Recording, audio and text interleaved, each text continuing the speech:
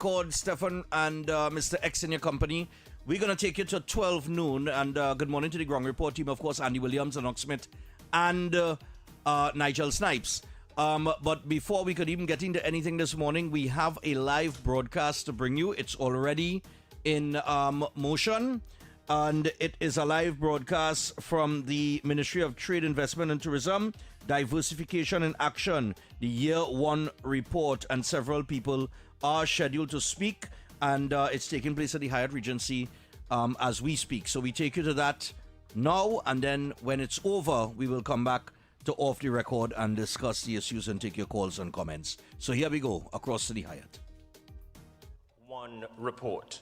We are pleased that you've taken time from your schedules to be with us today. Today's program presents the Ministry's Year 1 report, exemplifying diversification in action in the non-energy sector. Under the stewardship of the Minister of Trade, Investment and Tourism, Senator the Honorable Satyakama Maharaj. It is, of course, my distinct privilege to introduce a visionary business leader, accomplished entrepreneur, author, and public servant.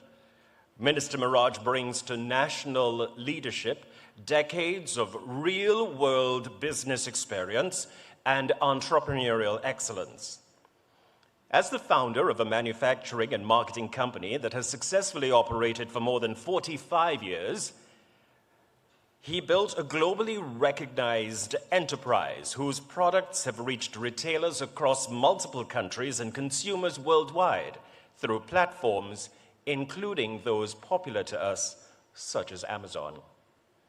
His remarkable journey from entrepreneur to international business leader has earned him many of the highest honors in business, including induction into the World Entrepreneur Hall of Fame, and he's also the author of the acclaimed book, Building a World-Class Brand on a Shoestring Budget, reflecting his deep commitment to innovation, resilience, and practical business success.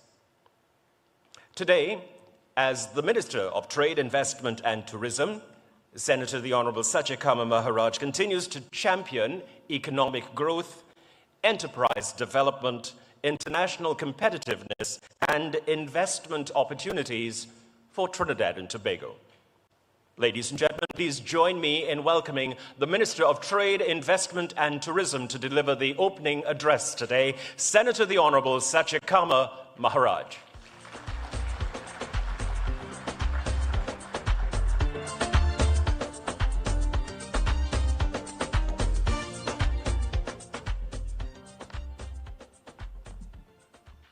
Good morning, everyone. Distinguished guests, ministerial colleagues, members of the diplomatic corps, representatives of the private sector, members of the media, ladies and gentlemen, welcome. And welcome to the Ministry of Trade, Investment and Tourism's one-year report on diversification in action, driving economic growth beyond energy. Today is not simply a report on activities undertaken over the past year. It is a report on the beginning of a new framework for economic transformation, institutional alignment, and national development.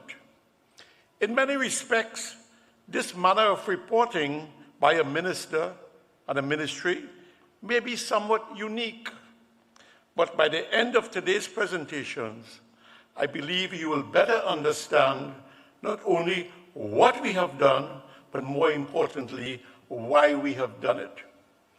When I entered the ministry, I did so with more than 4 decades of experience in manufacturing, exports, investment, and international trade. Not from theory alone, but from first-hand experience building a business, creating jobs, competing internationally, generating foreign exchange, and navigating the realities and challenges of economic development. That experience shaped certain convictions which I believe are directly relevant to the future growth and diversification of Trinidad and Tobago.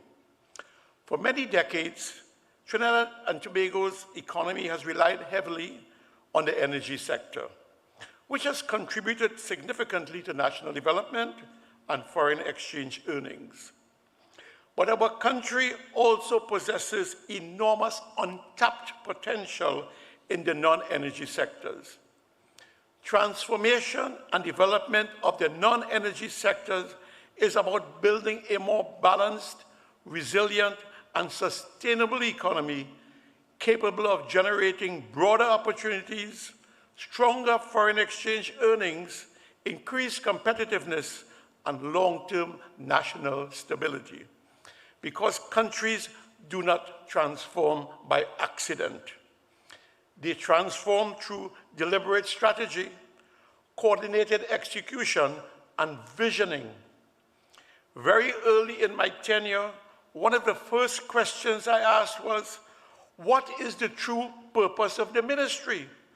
After careful consideration, I came to the view that the ministry's purpose is to develop, facilitate investment and export growth, support non-energy expansion, and help drive the sustainable economic advancement of Trinidad and Tobago while generating optimal value for the country and its people. However, another reality quickly became clear. The ministry itself does not directly create economic transformation. That responsibility ultimately rests with the productive sectors of the economy, and therefore within the private sector. This leads to another important observation. The private sector consisted of numerous representative organizations operating independently, and I'm a member of a lot of them, so I know firsthand. They're often fragmented without a unified national structure for coordinated strategic economic engagement. The challenge therefore became immediately apparent.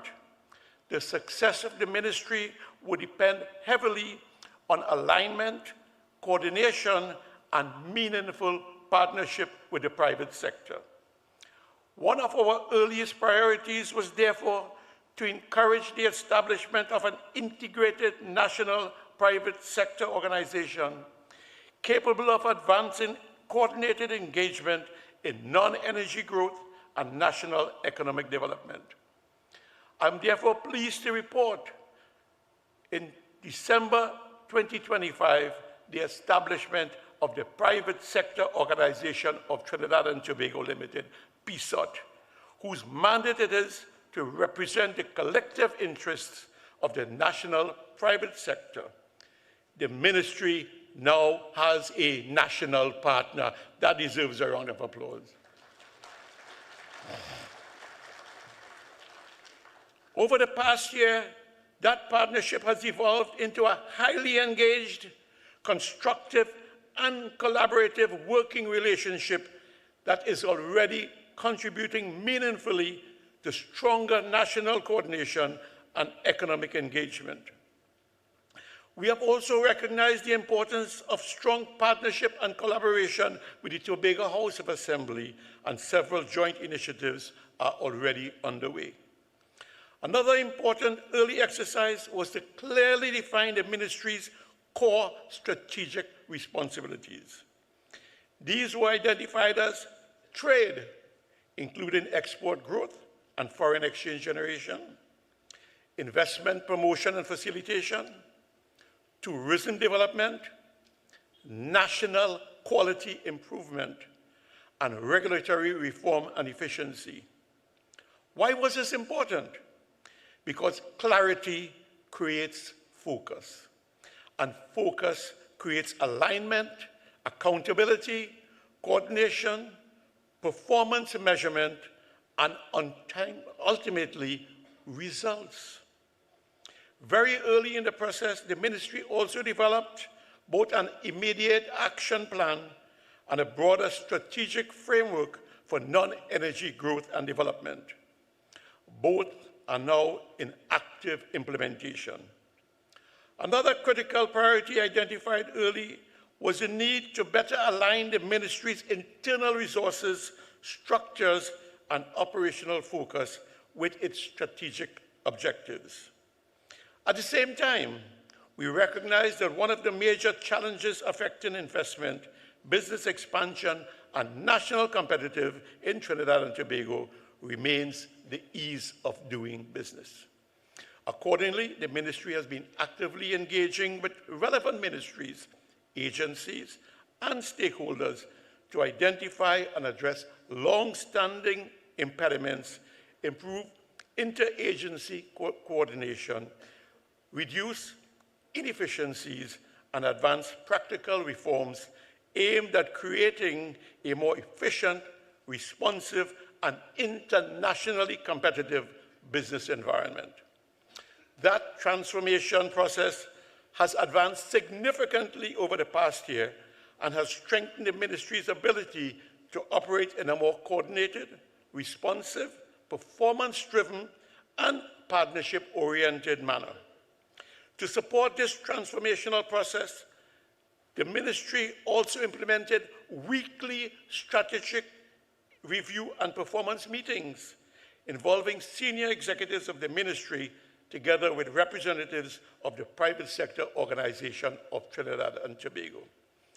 This process has significantly strengthened coordination, responsiveness, accountability, and execution across multiple areas of activity. Within the first year, this strategic approach has already resulted in expanded investment engagement, stronger public-private coordination, active tourism initiatives, and the establishment of new institutional frameworks for collaboration. Further details regarding the ministry's investment pipeline, strategic tourism initiatives, export development programs, investor engagement activities, and other priority areas will be outlined during the presentations to follow. This is an overarching overview. International confidence in Trinidad and Tobago is also reflected in tangible investment decisions. In this regard, I wish to recognize the Charge d'Affaires and the staff of the U.S. Embassy for their continued engagement and willingness to work closely with the Ministry of Trade, Investment and Tourism in advancing areas of mutual cooperation and development. I also wish to acknowledge the government of the United States of America for its significant investment of approximately $500 million in the construction of a new United States Embassy in Trinidad and Tobago. That investment reflects confidence in our country, confidence in our people, and confidence in our future. That investment reflects the future of our country. It stands as a powerful symbol of the long-standing relationship between Trinidad and Tobago and the United States. Ladies and gentlemen, we stand today at an important moment in our nation's development. The transformation and strengthening of the non-energy sector is no longer optional. It is essential. The global economy is becoming increasingly competitive, increasingly technology-driven, and increasingly unforgiving to countries that fail to adapt. Nations that succeed in the future will be those that are innovative, efficient, competitive, investment-friendly, and strategically coordinated. That is the direction in which we must move. Over the past year, we have begun the difficult but necessary work of repositioning the Ministry of Trade, Investment and Tourism into a modern institution capable of supporting national economic advancement in a more strategic, coordinated, and performance-driven manner. But we are also fully aware that tourism, trade, investment, and economic growth are not switches that can simply be turned on overnight. They are ecosystems. They require planning, confidence, credibility, partnerships, consistency, and execution. Because ultimately, transformation is not only about economics, it is about national resilience. It is about creating opportunities for our young people. It is about building a country where talent does not have to leave to succeed. And it is about ensuring that future generations inherit a stronger, more sustainable, and more competitive Trinidad and Tobago. We are therefore not managing for headlines. We are building foundations for long-term national growth and sustainable economic development. Because economic advancement is not an event, it is a process. And the transformation of Trinidad and Tobago's non-energy economy will not happen by chance. It must happen by vision. It must happen by strategy. It must happen by partnership. And above all, it must happen by design. Today is therefore not merely a report on what has been done. It is a statement of national direction. It is a statement of intent and a statement of confidence in what Trinidad and Tobago is capable of becoming. A stronger economy, a more competitive nation, a more resilient future, and a country fully capable of creating opportunity, prosperity, and confidence for generations to come. I thank you.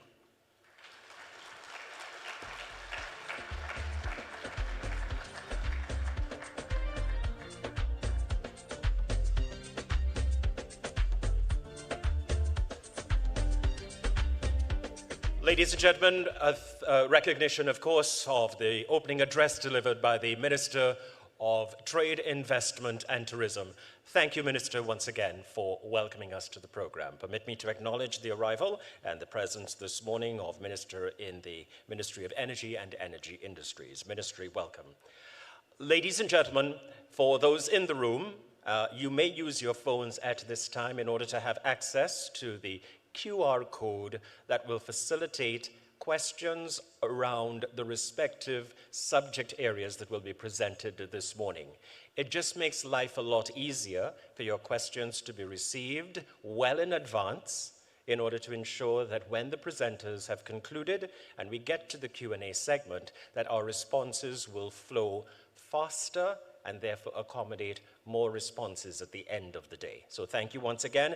At the end of each presentation, the QR code will once again be displayed. That will facilitate your ability to submit your questions. It'll be the same code, so fear not. You won't be scanning time and time again with something new.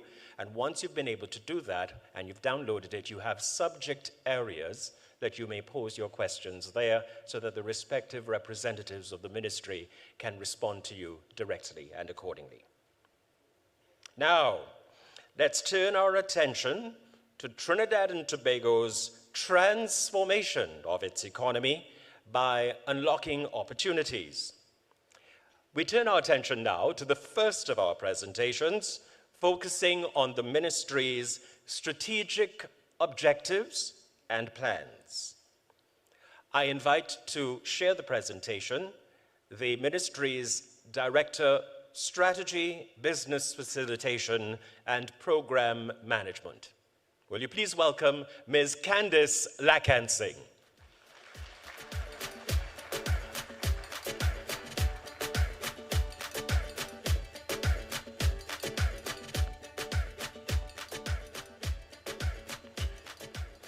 Good morning. The Minister would have indicated the importance of strategic thinking, visioning, and planning. Therefore, immediately upon his assumption, he mandated the development of a strategic plan for the Ministry of Trade, Investment, and Tourism. This plan connects with the value and benefits to be achieved. And when referring to value and benefits of initiatives under the ministry, we mean socio-economic and economic outcomes that contribute to the sustainable development of our people and our country. These socio-economic and economic outcomes encapsulate increased skill job creation, increased productivity, higher national revenue, economic growth, among others. Of course, before we get into the objectives, we must understand the specific mandate of the Ministry of Trade, Investment, and Tourism.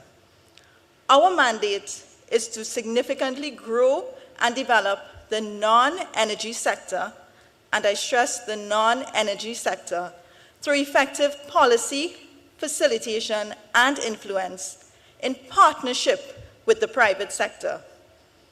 Today, we will demonstrate that this ministry is not pursuing isolated initiatives.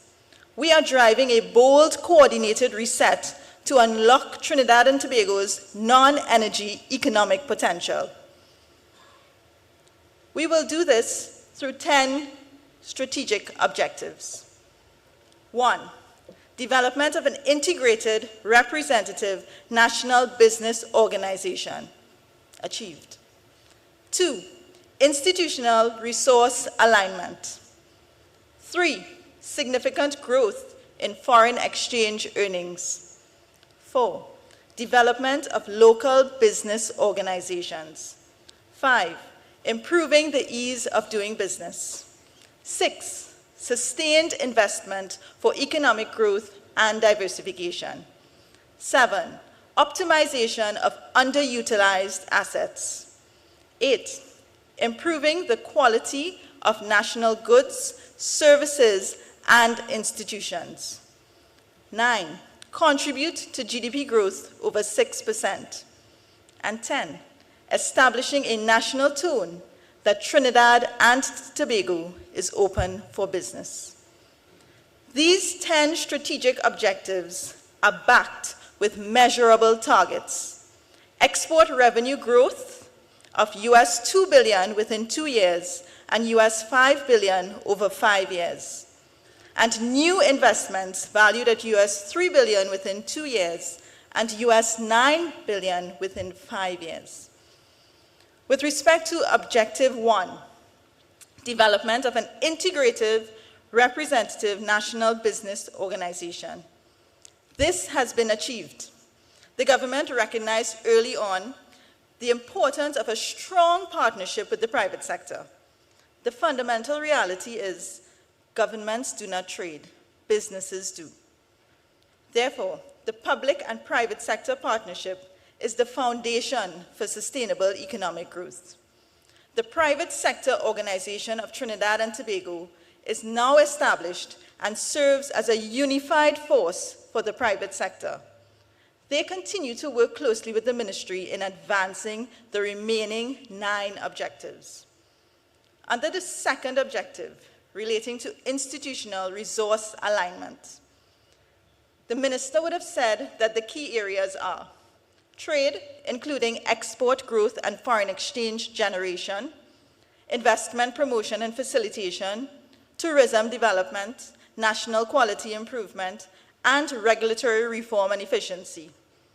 The institutional resource alignment strategic objective seeks to ensure that all the resources of the ministry have been integrated and aligned with those core business areas. We are integrating processes, people, technology, assets, and financial resources to create a results-driven ministry. We are operating as one integrated ministry, which is better equipped to serve you, the investors, entrepreneurs, businesses, and citizens of Trinidad and Tobago. This integration will be demonstrated during the presentations which follow. As we move through the objectives 3 to 7 on the screen, the ministry has set the direction and defined the plans to pursue the objectives. These plans and progress will be presented to you today. All of these plans include engagement with key stakeholders, for example, the private sector organization of Trinidad and Tobago. The reports that you will be hearing will demonstrate what has been done and what is being done differently toward achieving the targets. At Objective 8, improving the quality of national goods, services, and institutions, this is cutting across all objectives. As espoused by the Honorable Minister, the Trinidad and Tobago Bureau of Standards stands at the center of improving the quality of goods, services, and institutions within our nation. The TTBS Rethink has defined a new vision, strategies, and transformational initiatives to focus on embedding internationally accepted quality standards into the national landscape. Already, the Trinidad and Tobago Bureau of Standards is actively partnering and collaborating with key stakeholders to expand its capability and capacity and to raise the standard and profile of our country's goods, services, and institutions. For example, partnering with business consultants to support institutional quality, private accredited testing, certification, and calibration service providers to aid in assuring product quality, and professional organizations such as the Institute of Chartered Accountants for impacting services quality. The intent is for the TTBS to become the nationally trusted partner providing guidance for achieving quality with confidence. All of these objectives, 1 to 8, will collectively contribute to the achievement of Objective 9, GDP growth over 6%. Further, the achievement of all of the objectives will establish a national tone that Trinidad and Tobago is open for business. We are building confidence, we are building momentum, and we are sending a clear message to the world that Trinidad and Tobago is open for serious business. A significant amount of change and transition and the transformation of culture is required to execute and implement the plans towards the achievement of the strategic objective. One example of this change and transition is that we are all here today to share the ministry's objectives, plans, and achievements to date, and to engage you as the partners in this journey forward. We have clarified the purpose and objectives. We have specifically defined the plans. We have implemented and are progressing implementation. We are achieving, and you will hear more of this. We have conducted a rethink of the tourism sector and a rethink of our approach to quality. We have communicated these plans to the entire ministry and all boards and private sector. They all know the plans and are aligned and involved in executing the plans. We engage and continue to engage all teams, executive team, heads unit, regulatory bodies, agencies, together with the private sector on a weekly basis to report on performance. And we're serious about it. When there's a public holiday on a Friday, we meet on a Thursday, keeping the teams clinically focused on the plans. We know what we are seeking to achieve. We have planned. We have reorganized and aligned resources, and we are in implementation mode. We are achieving. However, there's much more work to be done. The ministry's first milestone target is set for 2027. And let me take the opportunity to remind you of those targets. Export revenue growth of US $2 billion within 2 years, that's 2027, and US $5 billion over 5 years. And new investments valued at US $3 billion within 2 years, that's 2027, and US $9 billion within 5 years. And we are on track. This ministry will continue to work relentlessly together with the private sector to the realization of the objectives set out. The future of Trinidad and Tobago will not be determined by circumstance. It will be determined by strategy and decisive action. Together we have a role to build a stronger, growth-oriented, and more diversified Trinidad and Tobago for generations to come. The strategic objectives will remain up on the side screens throughout the entire presentation so that you can follow the plan and see how it is integrated. As these objectives have become embedded in our daily work, we look forward to them becoming the shared objectives of all our partners. Thank you.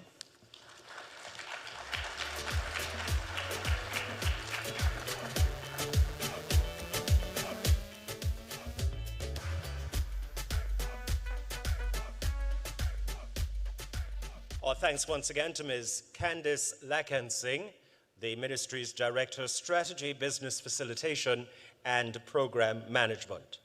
So lots of work for you to do in the room. Here's where you can pose your questions. Follow that QR code. On the screens on the side, eventually, will be the 10 strategic objectives in rotation. And so you're in the position to, of course, keep aligned with the positions and the targets and objectives of the ministry. Permit me to acknowledge the presence this morning and arrival of the Minister of Labour. Once again, thank you very much, Minister, for being with us this morning.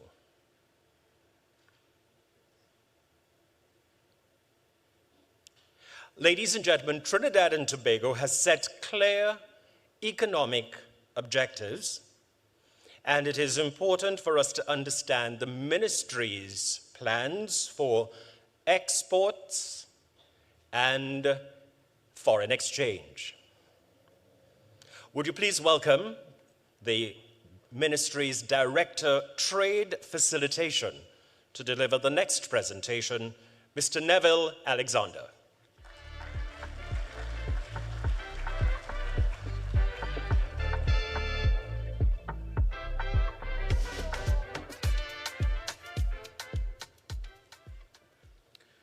Good morning, everyone.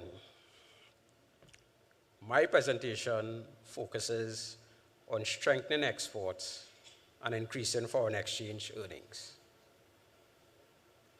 In keeping with strategic objective number 3, our target is to generate an additional $2 billion in non-energy exports by 2027 and $5 billion by 2030.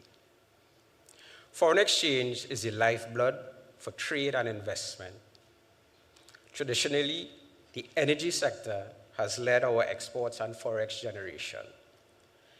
That has often led to economic unpredictability. What is required is a more diversified economy. Further than that, what is required is a strong non-energy sector. To grow non-energy and attain our export targets, we have adopted a new approach. We have now integrated and streamlined all of our resources within the ministry and within our various implementing agencies. This includes Global Trinidad and Tobago, the Trinidad and Tobago Bureau of Standards, and it also includes the private sector via the Private Sector Organization of Trinidad and Tobago. We have streamlined all these agencies and bodies under one dedicated export leadership team. Led by the ministry, this team develops and implements our export plans with one united goal: to support and resolve issues faster and grow exports and foreign exchange earnings. Attaining these targets are central to what we do and are vitally important to the country. As such, measuring progress and achievements are undertaken on a weekly basis. Ministry project leads and implementing agencies report to the ministry's executive on progress, ensuring focus on attainment of our targets. Now, we know our export and FX targets are ambitious, but we are not working alone in pursuit of these targets.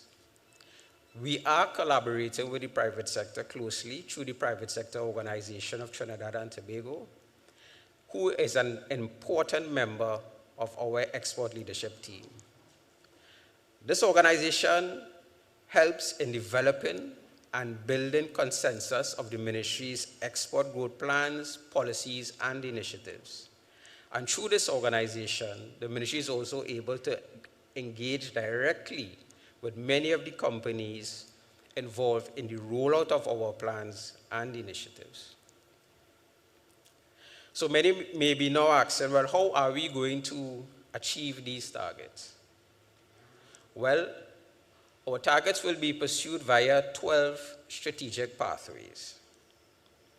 I will expand on the first 6 in my presentation, and you will hear more of the remaining 6 by others after me.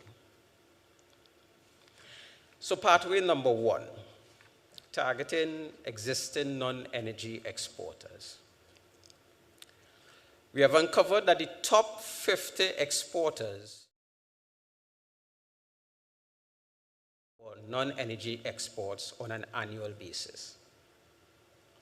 This means targeted support to these firms can significantly increase foreign exchange earnings within a relatively short period. We have therefore prioritized these top 50. We are now working with them individually, with firms and account leaders to assist them to address their export needs, challenges, and targets. More than tailored solutions, our engagement with these companies also identify the main export challenges affecting exporters. These issues have been sorted and prioritized. 3 have emerged. 1, port and border inefficiencies. 2, limited access to commercial space and land. And 3, access to foreign exchange.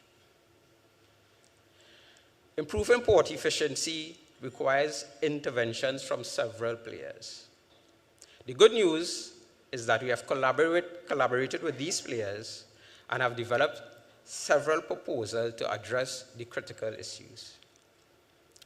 Now, to reduce delays and speed up clearance times, proposals have been developed.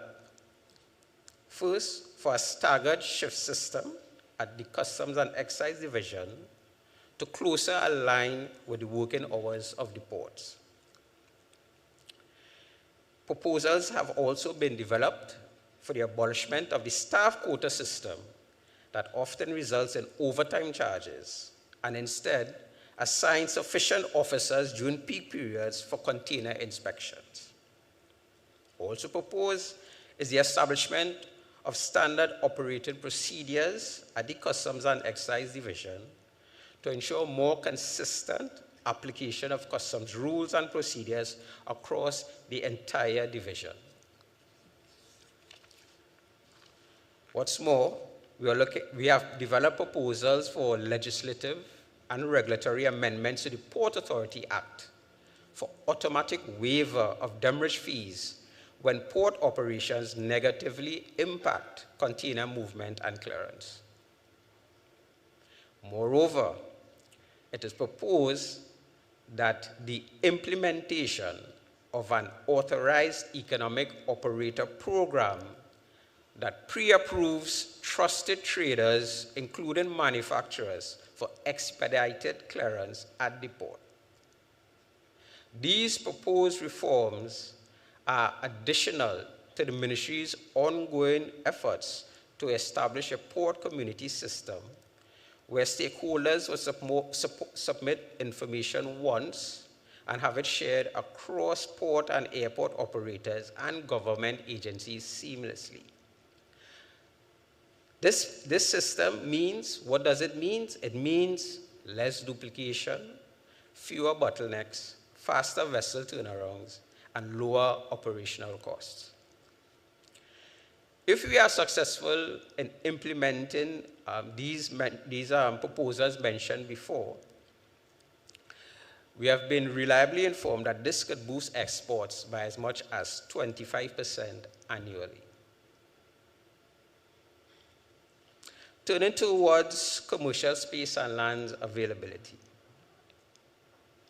52% of our companies surveyed express a need for additional room for warehousing and expansion. 22% of them said they need that space within the next 6 months.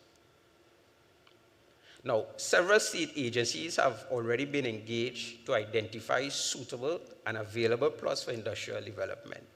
More importantly, these agencies have been urged to do more and consider the use of public-private partnerships models to increase the availability of undeveloped spaces. Now, turning to foreign exchange. This is a well-known issue not lost on us. I'm happy to state that at the ministry, our role in addressing this issue is clear. Our role is to grow the country's foreign exchange earnings. The more forex earned is the more that is available for the entire country. Going forward, further engagements will be pursued with the line ministries for adoption of the aforementioned proposals. This is how we attain the US $2 billion in exports. Pathway number 2, improving business competitiveness is key to attaining our export targets.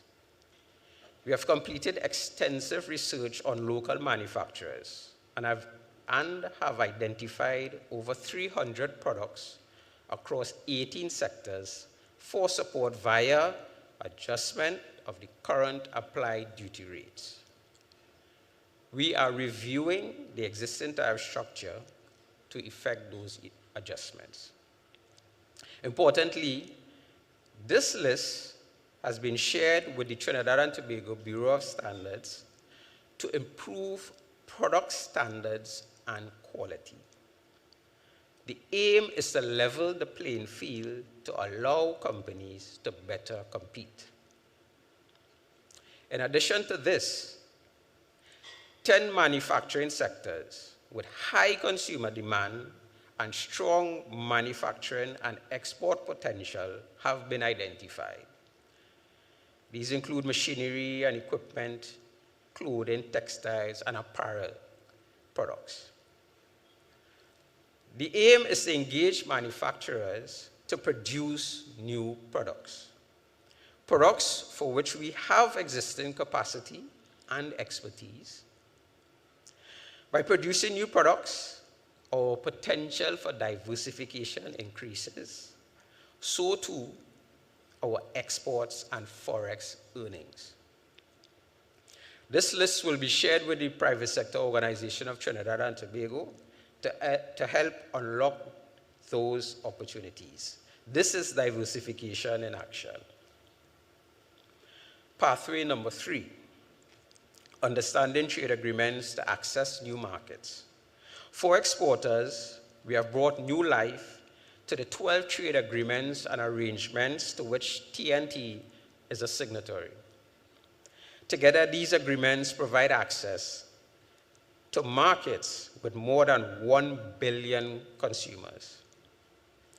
Our analysis revealed that more can be done. More can be done to exploit these agreements.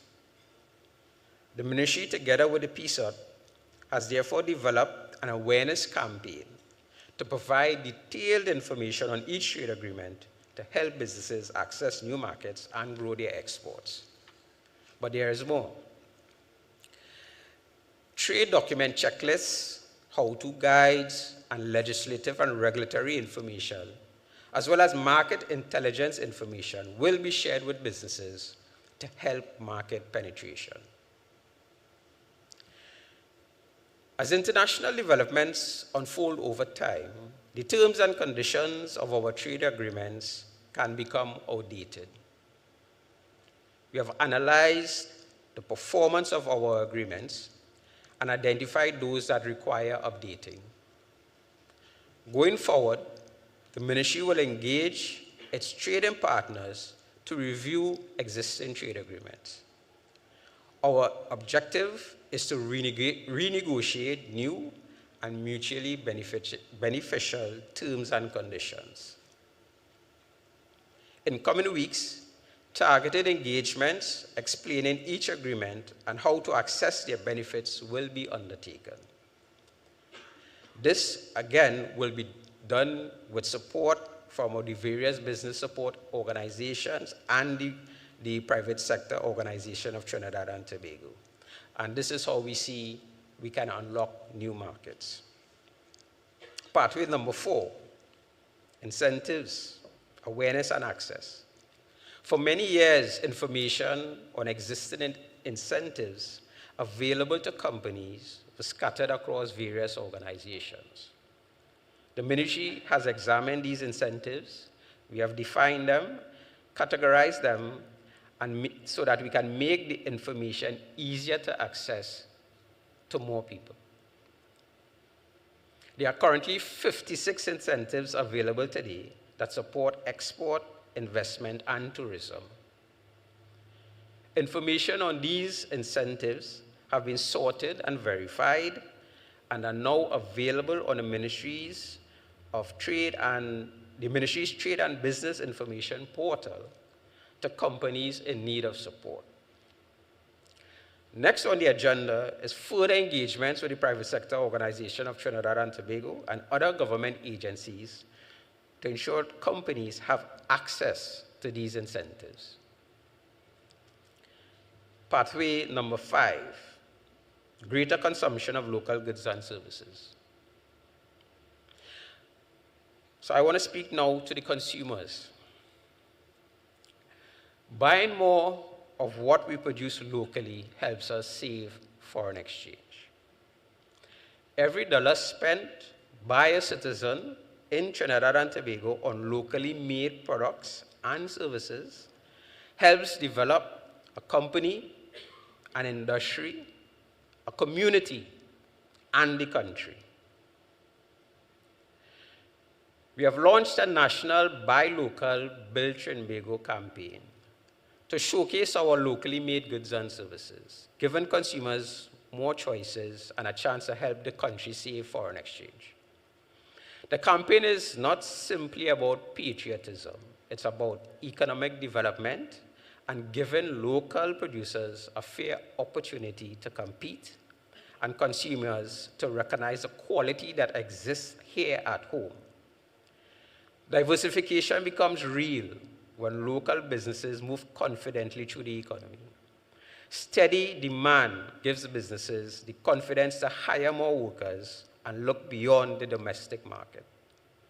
To be clear, buying local does not mean lowering standards.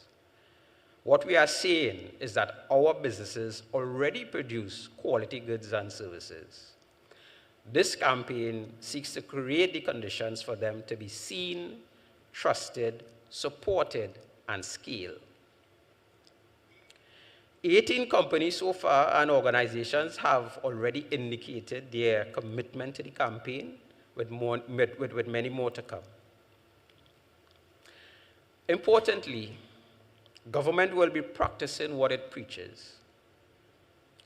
Prioritization will be given to procuring locally produced goods and services first, where practical and appropriate. In coming months, more elements of this multi-year campaign will be rolled out, including retail signage, outreach events, and the development of a digital catalog showcasing all of our local goods and services. Critically, this initiative, along with many others mentioned before, all have as a key component partnership with the Trinidad and Tobago Bureau of Standards to help manufacturers and service providers develop quality goods on par with international standards. Pathway 6, local business development policy. The ministry has analyzed our forex usage and recognized that there is a significant outflow on foreign goods and services in sectors such as construction, engineering, and energy services. Projects across the country, including construction of hospitals, building roads, interchanges, bridges, etc., all had a heavy concentration of foreign input, which could have otherwise been undertaken by locals. We are reviewing this approach and empowering our local individuals and businesses with the opportunity to provide these goods and services, utilizing local raw materials, labor, and finished goods, all aimed at conserving forex. To achieve this outcome, we are redefining the procurement process at the national level. We are redefining it to prioritize local individuals and businesses over foreign suppliers. And we're doing this without compromising quality, reliability, and durability. This we are aiming to do through the development of a local business development policy. Now, regulatory institutions such as the Trinidad and Tobago Bureau of Standards will be a key partner in this process.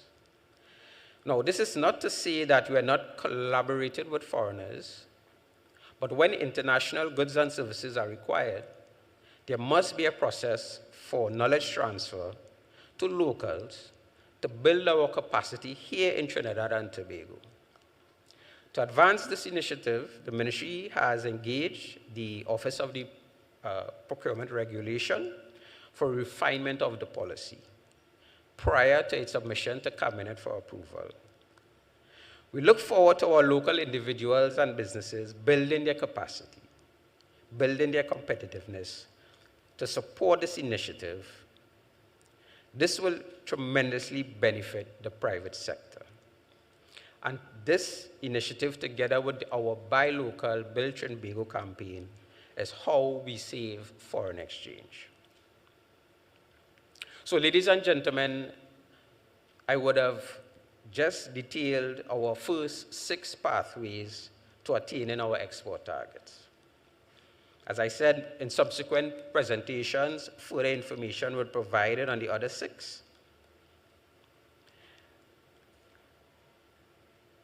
So on screen, you would see what those remaining 6 are: investments with export and FX earning potential; 8, improving the ease of doing business; 9, revitalization of assets; 10, development of a high FX potential sectors; 11, tourism sector development; and 12, quality of goods, services, and institutions.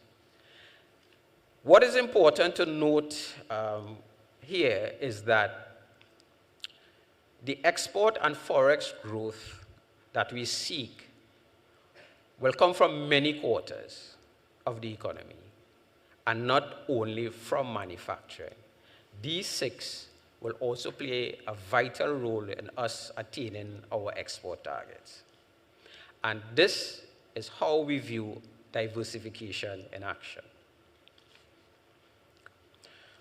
So what have we achieved to date? So based on our engagements, it is projected that we will be able to reach our target of US $2 billion in non-energy exports by 2027. Now, to be clear, this represents an additional $2 billion based on our 2024 baseline exports of US $2.018 billion that we realized back then.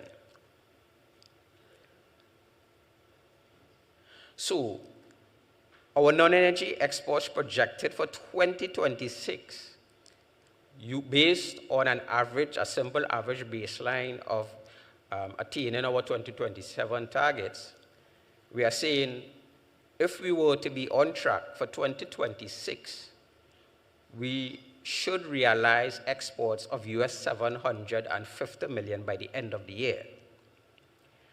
Based on our actual exports for the first few months of this year, we are currently ahead of those projections.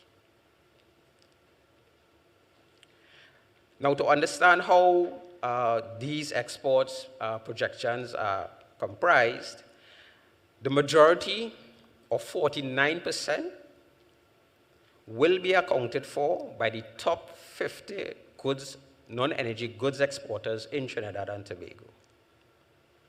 Next, the services sector will contribute 14% based on the contributions from 8 sectors.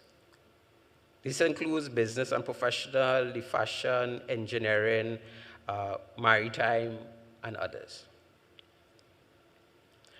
13% of our targets for 2027 would be provided by the other 350 or so exporters that we are tracking. Another 13% is projected from the export competitiveness and new goods and services project, which seeks to adjust the applied tariff rate structure. And finally, 11% is projected to be attained from investments in the iron and steel industry. Now, once closed and operational, this investment is anticipated to earn upwards of $200 million US in exports. This is one of the high export and forex earning potential investments that the ministry has identified. More information on the other investment projects would be provided later today. Now, altogether, these projections place us on target to attain the US $2 billion by 2027. So what's next? To ensure that we remain on track to achieve our export targets, we will continue to engage with existing exporters to address any challenges that may arise to ensure companies remain on track with their own goals. This, again, will be done in collaboration with the private sector organization of Trinidad and Tobago. To help grow the non-energy manufacturing base and aid in the diversification effort, we will collaborate with the private sector organization of Trinidad and Tobago on the manufacture of new products based on the 10 manufacturing sectors with high consumer demand, strong export potential. Information on these incentives, on the incentives available as well to aid businesses, will also be provided. To help save forex usage, consumers will be encouraged to buy local first. Local companies will also be supported from the local business development policy that will prioritize local individuals and businesses. In closing, I reiterate that while the strategy is ambitious, it is achievable.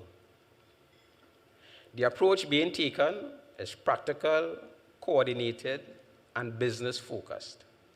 The focus now is on execution. Thank you very much.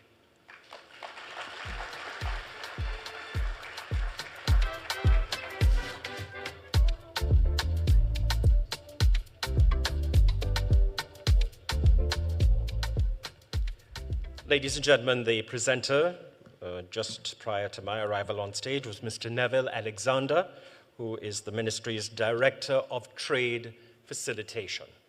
There are some questions to be accommodated as a result of the first two presentations. It would only be fair. And in the meantime, you have the opportunity to continue to submit your questions. And for those who have already done so in the room, thank you very much. We'll continue, of course, to entertain. For those of you on television, here's a good indicator that you can follow on the Ministry of Trade, Investment and Tourism's social media pages, specifically Facebook and TDT Live Online, where, of course, they are carrying the broadcast, and that will allow you, of course, to contribute your questions there, some of which will naturally have to be answered after this event. It is only practical, but in the room, we'll, of course, be able to easily facilitate your contributions. So at this time, I'd like to invite Ms. Candice Lakan-Singh, who presented on the ministry's strategic objectives, and invite once again on stage Mr.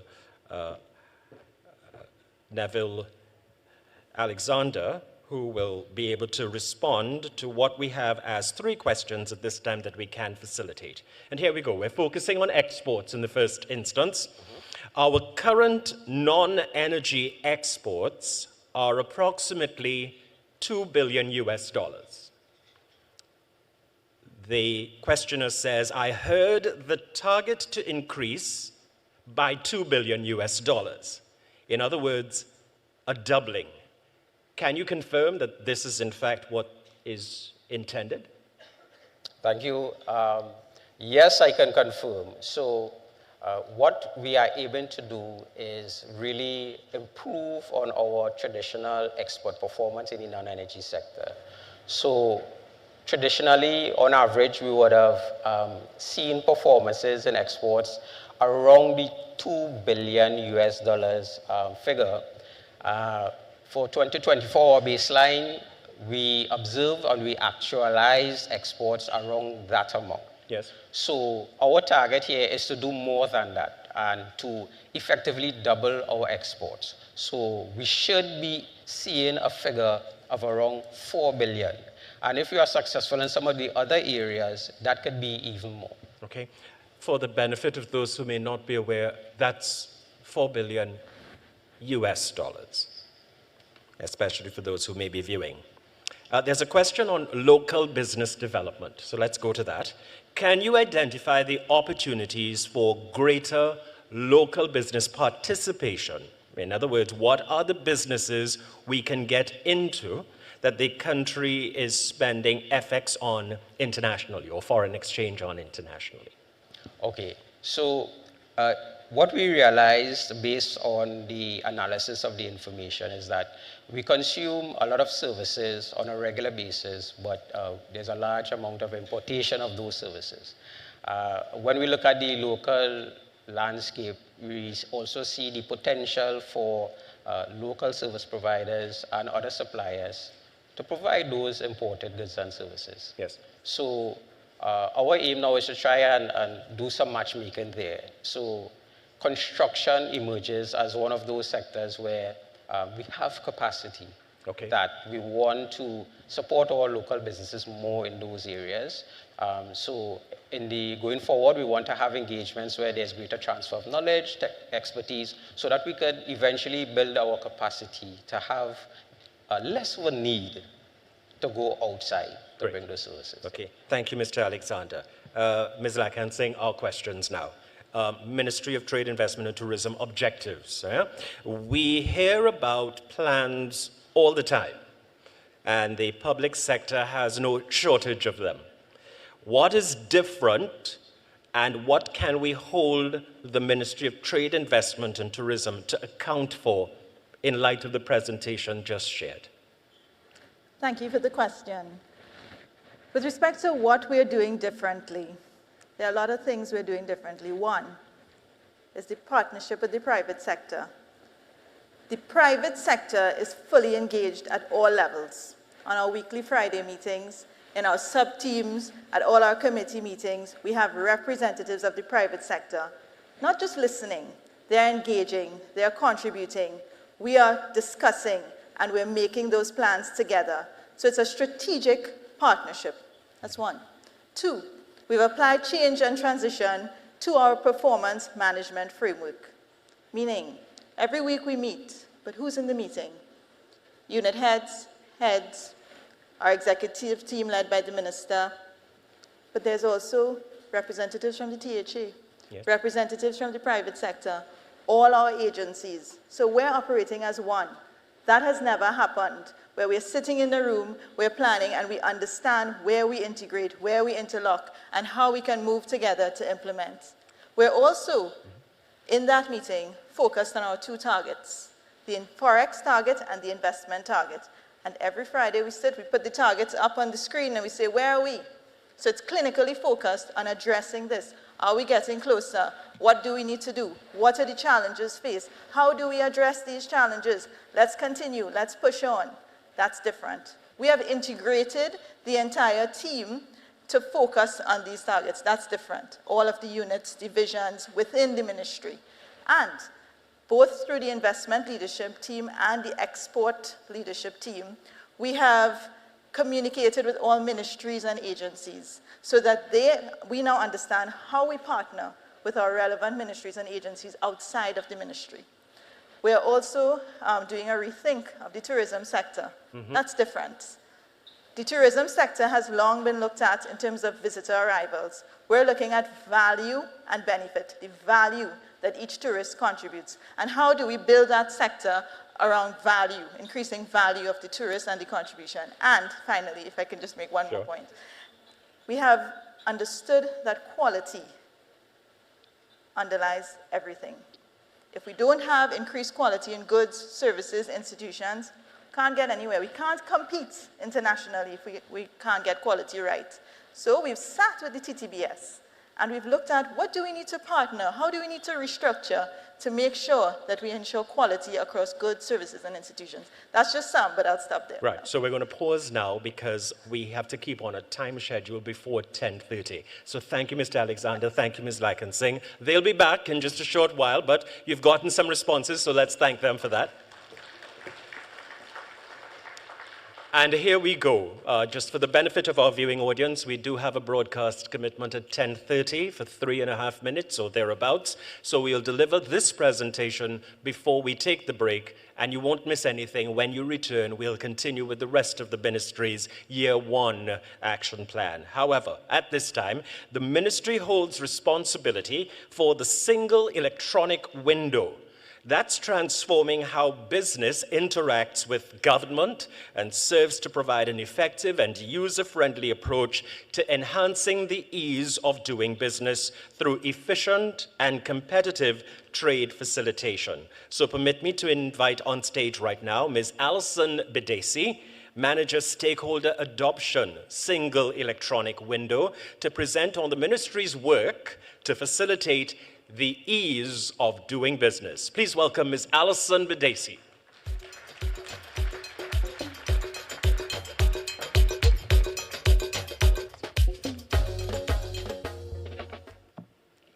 Good morning, ladies and gentlemen, those of you in the room with us and those of you who have joined us via TTT. The Ministry of Trade, Investment and Tourism is continuously improving the way business is conducted in Trinidad and Tobago. This by developing successful partnerships across government and the private sector, by carefully re-engineering, streamlining, and digitizing end-to-end a suite of trade, business, and investment services, by listening to the views and feedback of the private sector organization of Trinidad and Tobago and all industries in the business sector, and by focusing on excellence in service delivery. Since 2012, its TT BizLink platform has remained in the forefront of rethinking and re-envisioning how business can increasingly be made easier in support of the growth and sustainable transformation of the non-energy sector. TT BizLink will be making further impactful inroads on improving the ease of doing business over the next 2 years, with the implementation of a carefully designed whole-of-government reform initiative. You will see an increase in partnerships with ministries and agencies, a doubling of the e-services offered on the platform, and the implementation of a quality framework consistent with excellence in service delivery, transparency, accountability, and predictability. I kindly ask that you focus your attention on the screen for an insightful video presentation on TT BizLink, its impact, and its plans.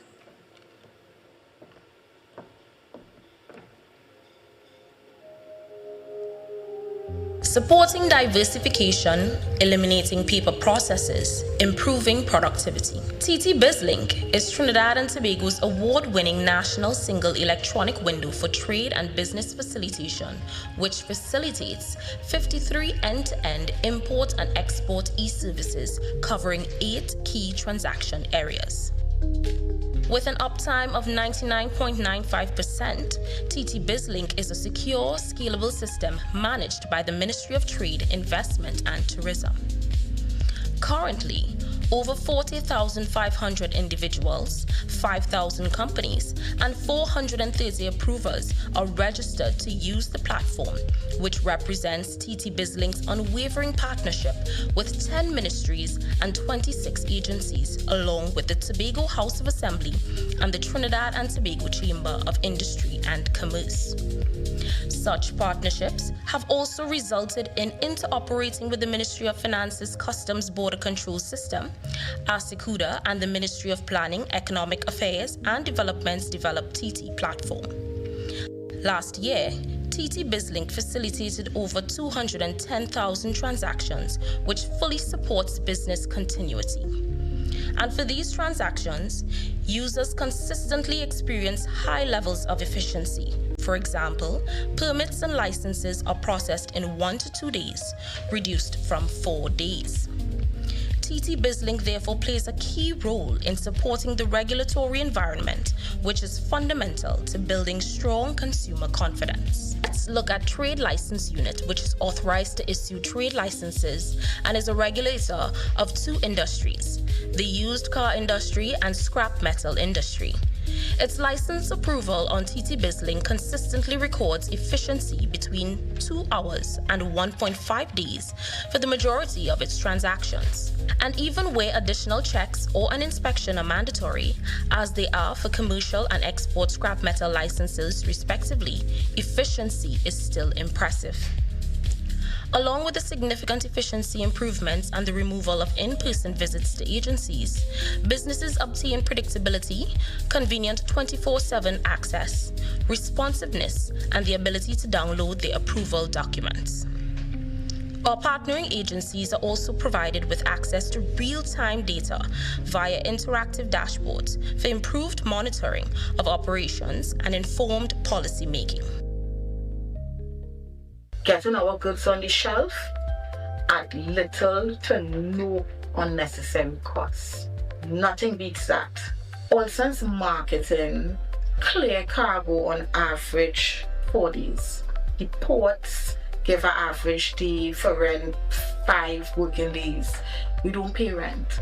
We don't pay rent at all, and that would not have been possible without the platform. I am Anthony Guy. I represent Land & Company Custom Brokers. We have one platform, not just for goods importation and goods usage. We also have Ministry of Trade where you can apply for license and concessions on TT BizLink and so many other features available for nationals of Trinidad and Tobago, where you can go online, apply for stuff, find out stuff to see if you need a license for it or not. So it removes ambiguity on going forward when you're applying for license, importation, clearances, that kind of thing. A year of achievements in ease of doing business. Over the period May 1st, 2025 to March 31st, 2026, TT BizLink continued to make significant inroads with improving efficiency and productivity in 4 main areas. We strengthened online approvals, including providing 100% of electronic work permits electronically. We integrated AI-enabled enhancements, for example, implementing predictive analytics in goods declarations processing to automate commercial invoice validations. We enhanced information and tool on TT BizLink's Trade and Business Information Portal in support of export growth and sustained investment. Notably, an enhanced harmonized system code and tariff finder is now available for increased efficiency in selecting the appropriate harmonized system code. We expanded online payments to shipping agents for navigational aid dues, which has seen over 70% adoption in just 3 months and has contributed to over 35 million TT dollars in online payments for the year, demonstrating 11% year-on-year growth.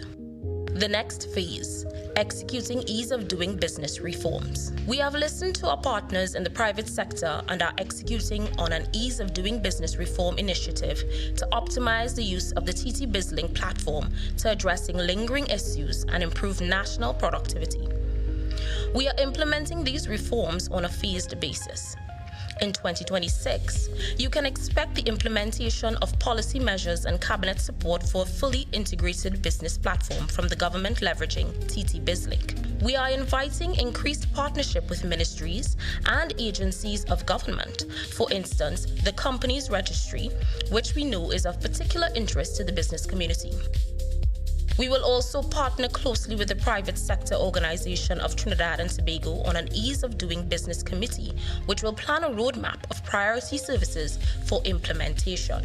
By 2027, together with your involvement, we aim to add 65 e-services and an additional 4 ministries and 16 aligned agencies across the whole of government. By 2028, Our aim is to expand TT BizLink's network by 150%, covering a total of 18 ministries and the Tobago House of Assembly, along with 66 aligned agencies across the whole of government. When fully matured, TT BizLink will simplify and harmonize more than 150 e-services, providing a seamless one-stop shop to the business community and fully enabling economic diversification. So there you have it, ladies and gentlemen.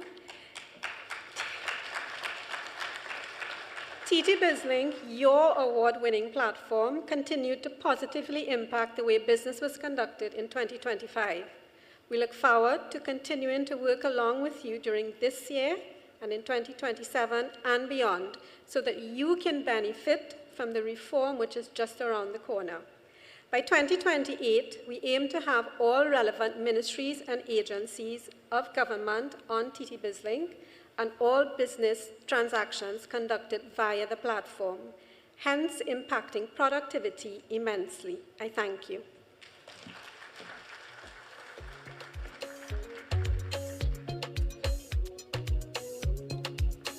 And I believe at the end of the day, we'll have to thank Ms. Bedesi and the ministry as a result of being able to bring all of government into an online environment for transactions, businesses, etc., as well as taking care of those particular pain points that have challenged us in terms of facilitating the real world's ease of doing business. Once again, thank you, Ms. Bedesi. Let's give her a round of applause. Well, for the benefit of our viewers, in just a minute or so, we'll break away from us here at the Port of Spain Ballroom for your online draw at 10:30 a.m. and then resume immediately after that draw. For those of you who are in the room, this is just a reassurance, especially those who may have joined us a little bit later than scheduled. The minister would have delivered his welcome and opening address that focused on what he discovered and met as minister entering the ministry, and then being able to move us to a position where we now work as an integrated unit. This was immediately followed by understanding the strategic objectives on plan for the ministry, taking us through to 2030, bringing an integrated and full development sector for the Ministry of Trade. Every morning begins with a story, the headlines you need, the voices you trust, the conversations shaping our nation. Welcome to Trinidad and Tobago Today, where your day starts informed and inspired. News that matters to you, conversations that spark new ideas.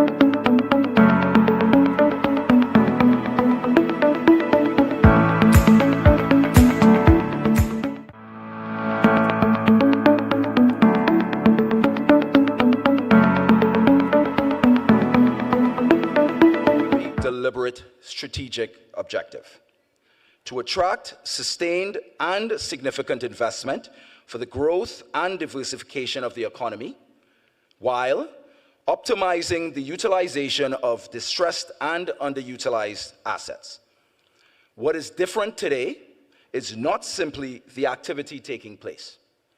It is the alignment, the coordination, and accountability behind that activity.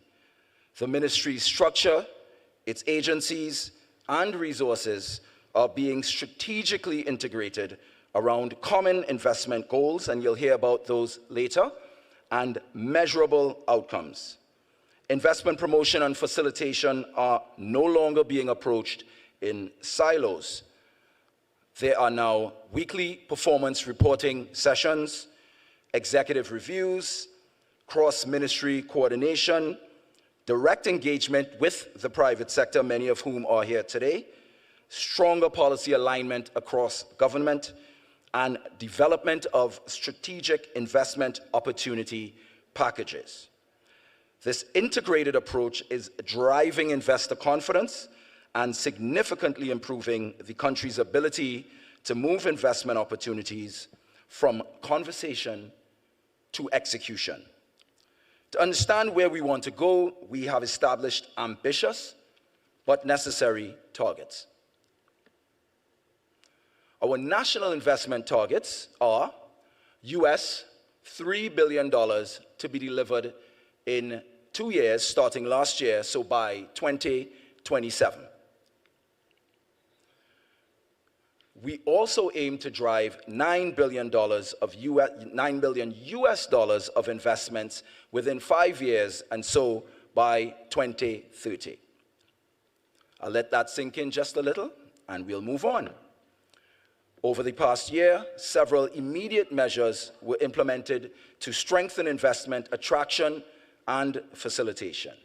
The strategic planning and weekly performance reviews that you've heard about prior and, as I said earlier, are happening and are optimized to improve collaboration, accountability, and execution. And relationships rarely become a core priority now. We've adopted an integrated national approach being led by the Ministry of Trade, Investment and Tourism and the Minister, Global Trinidad and Tobago, which is Trinidad and Tobago's Trade and Investment Promotion Agency, the Special Economic Zone Authority of Trinidad and Tobago, Tourism Trinidad Limited, and very importantly, the Tobago House of Assembly. We have also strengthened proactive investor targeting through the prioritization and packaging of investment opportunities across the non-energy sectors, some of which you'll hear just a little later in the presentation.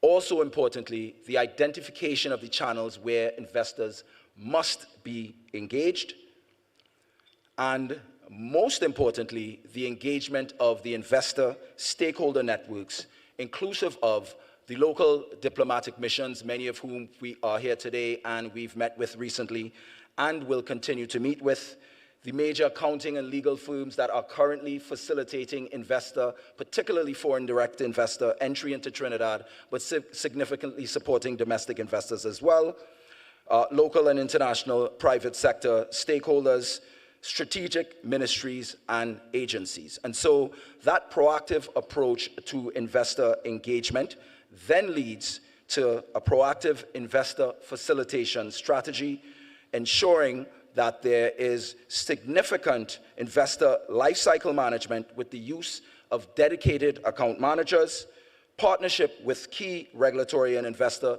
support stakeholders, and at the same time, focused attention being placed on packaging of the underutilized assets that you will hear about a little later.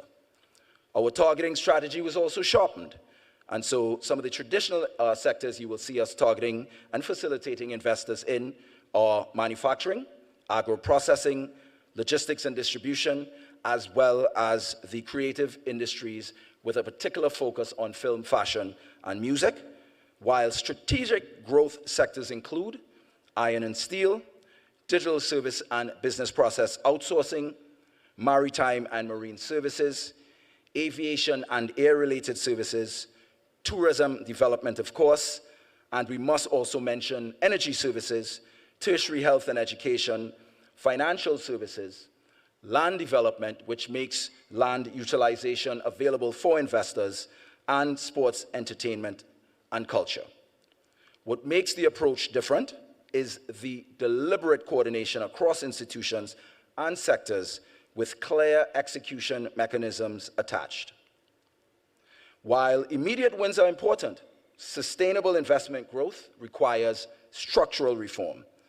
This includes legislative modernization and improving the investment environment. Key areas currently being addressed include the Tourism Development Act, the Foreign Investment Act, the Special Economic Zones Act, as well as streamlining of the Environmental Management Authority related processes to investments. So we are identifying the relevant segments of those acts to ensure that they are aligned with foreign and domestic investment requirements, and so that we can more quickly move investors to a committed status. We are also improving accessibility, transparency, and relevance of incentives available to investors. Importantly, work is ongoing to strengthen investor guidance throughout the entire investor lifecycle, from inquiry to operationalization. This is about reducing friction, improving certainty, and making Trinidad and Tobago more competitive internationally. Because in today's global environment, investment attraction is no longer only about incentives, it is about speed, responsiveness, and confidence in execution. One of the most transformative initiatives currently underway is the national strategy around underutilized assets. Across Trinidad and Tobago, there are significant state and legacy assets that currently represent unrealized economic potential. Rather than allowing these assets to remain dormant liabilities, the ministry is actively repositioning them as investment opportunities capable of generating jobs, economic activity, and private sector participation. This initiative represents a major shift in thinking. We are moving from passive asset ownership to active economic utilization. The scale of the challenge is substantive. Billions of dollars of underutilized assets exist across Trinidad and Tobago, including land, buildings, machinery, industrial facilities, tourism assets, and strategic infrastructure. Today, we are positioning these as catalysts for investment and growth. Over 100 assets have been identified. 15 of those assets have already been shortlisted and prioritized for investment focus. And importantly, engagement has commenced with the Office of the Procurement Regulator to ensure compliance and transparency. Importantly, again, this initiative reflects genuine collaboration across government and the private sector. Key partners include the Ministry of Finance, the Ministry of Planning, Economic Affairs and Development, the Ministry of Public Administration and Artificial Intelligence, and of course, as mentioned, the Office of the Procurement Regulator. This level of coordinated engagement is critical if we are to move from policy ambition to implementation. So what are the next steps? Looking ahead, the next phase is execution. Key next steps upon cabinet approval is the packaging of those underutilized assets for investment, and of course, the engagement to private sector to attract proposals through the issuance of invitations. The future direction is clear. We are building a more structured, investment-ready, and opportunity-driven environment for both local and international investors. To what end? To date, we have achieved meaningful momentum. Our current investment pipeline stands at $1.44 billion. The investment pipeline are current investors that are actively being engaged. We understand their requirements. We are connecting them to the public and private sector stakeholders that will meet those requirements and actively working to move them towards an investment commitment. That $1.4 billion of pipeline investment represents 45 projects and the potential for the development of over 5,600 jobs in Trinidad and Tobago. Very importantly, 61% of these opportunities are foreign direct investment, while 39% are local direct investment, which really demonstrates the importance of supporting domestic investment to the Ministry of Trade, Investment and Tourism's plans. We have also moved 8 projects into committed status, primarily in the manufacturing and the hotel development sectors, so some of the more traditional sectors, while we work through the pipeline of moving persons in the new and strategic sectors into committed status. We have clear ownership on these projects, and these projects, as you can see, are valued significantly with the potential to create nearly 1,000 jobs. And as you will see, we are holding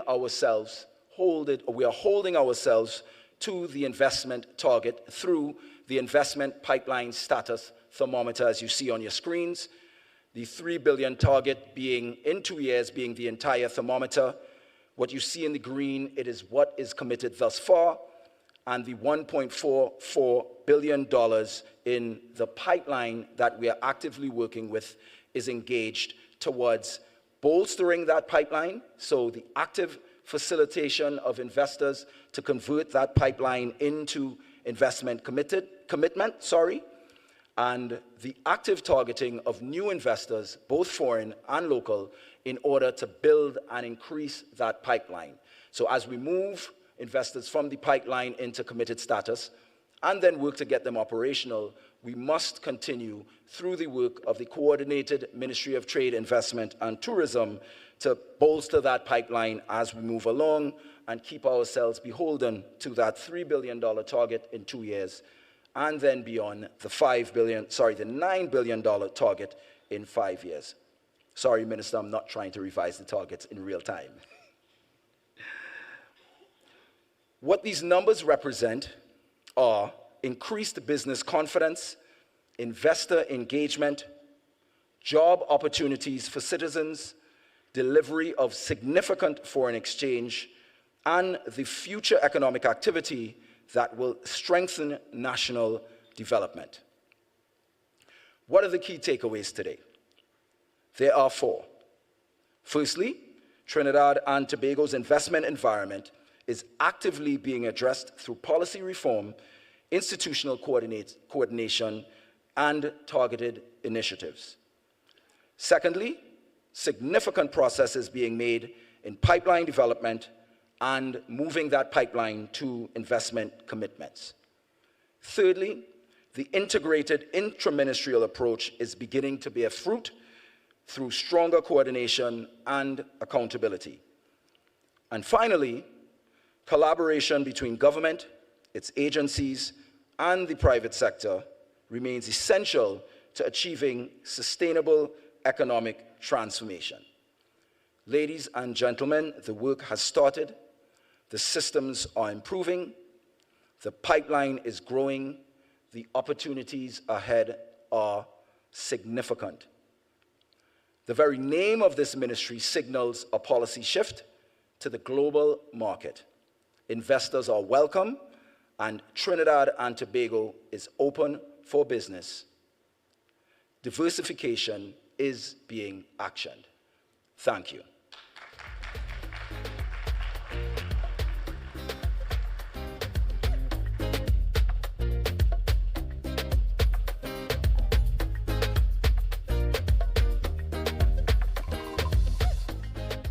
And our thanks to Mr. Sekou Alain, the Chief Executive Officer of Global Trinidad and Tobago, for delivering the presentation on growth, investments, referencing underutilized assets.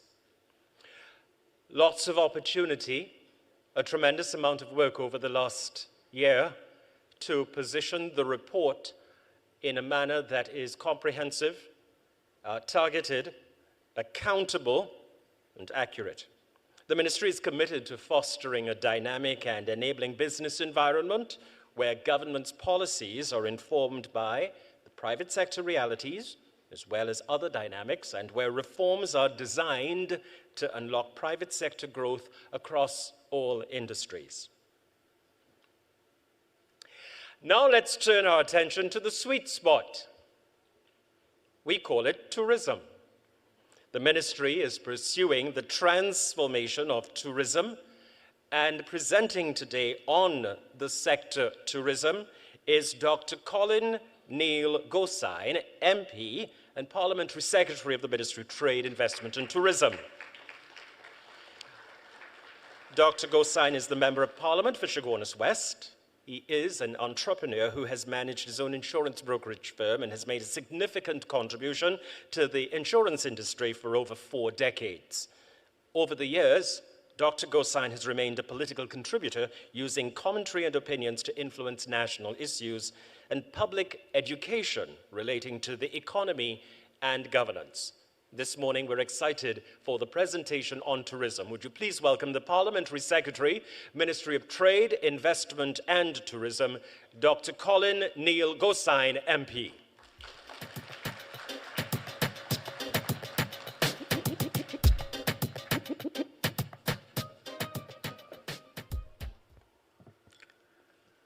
Distinguished guests, my line minister, Kama Maraj, government ministers, diplomatic corps, colleagues from the parliament, Joel and David, nice to see you in the front row, the media.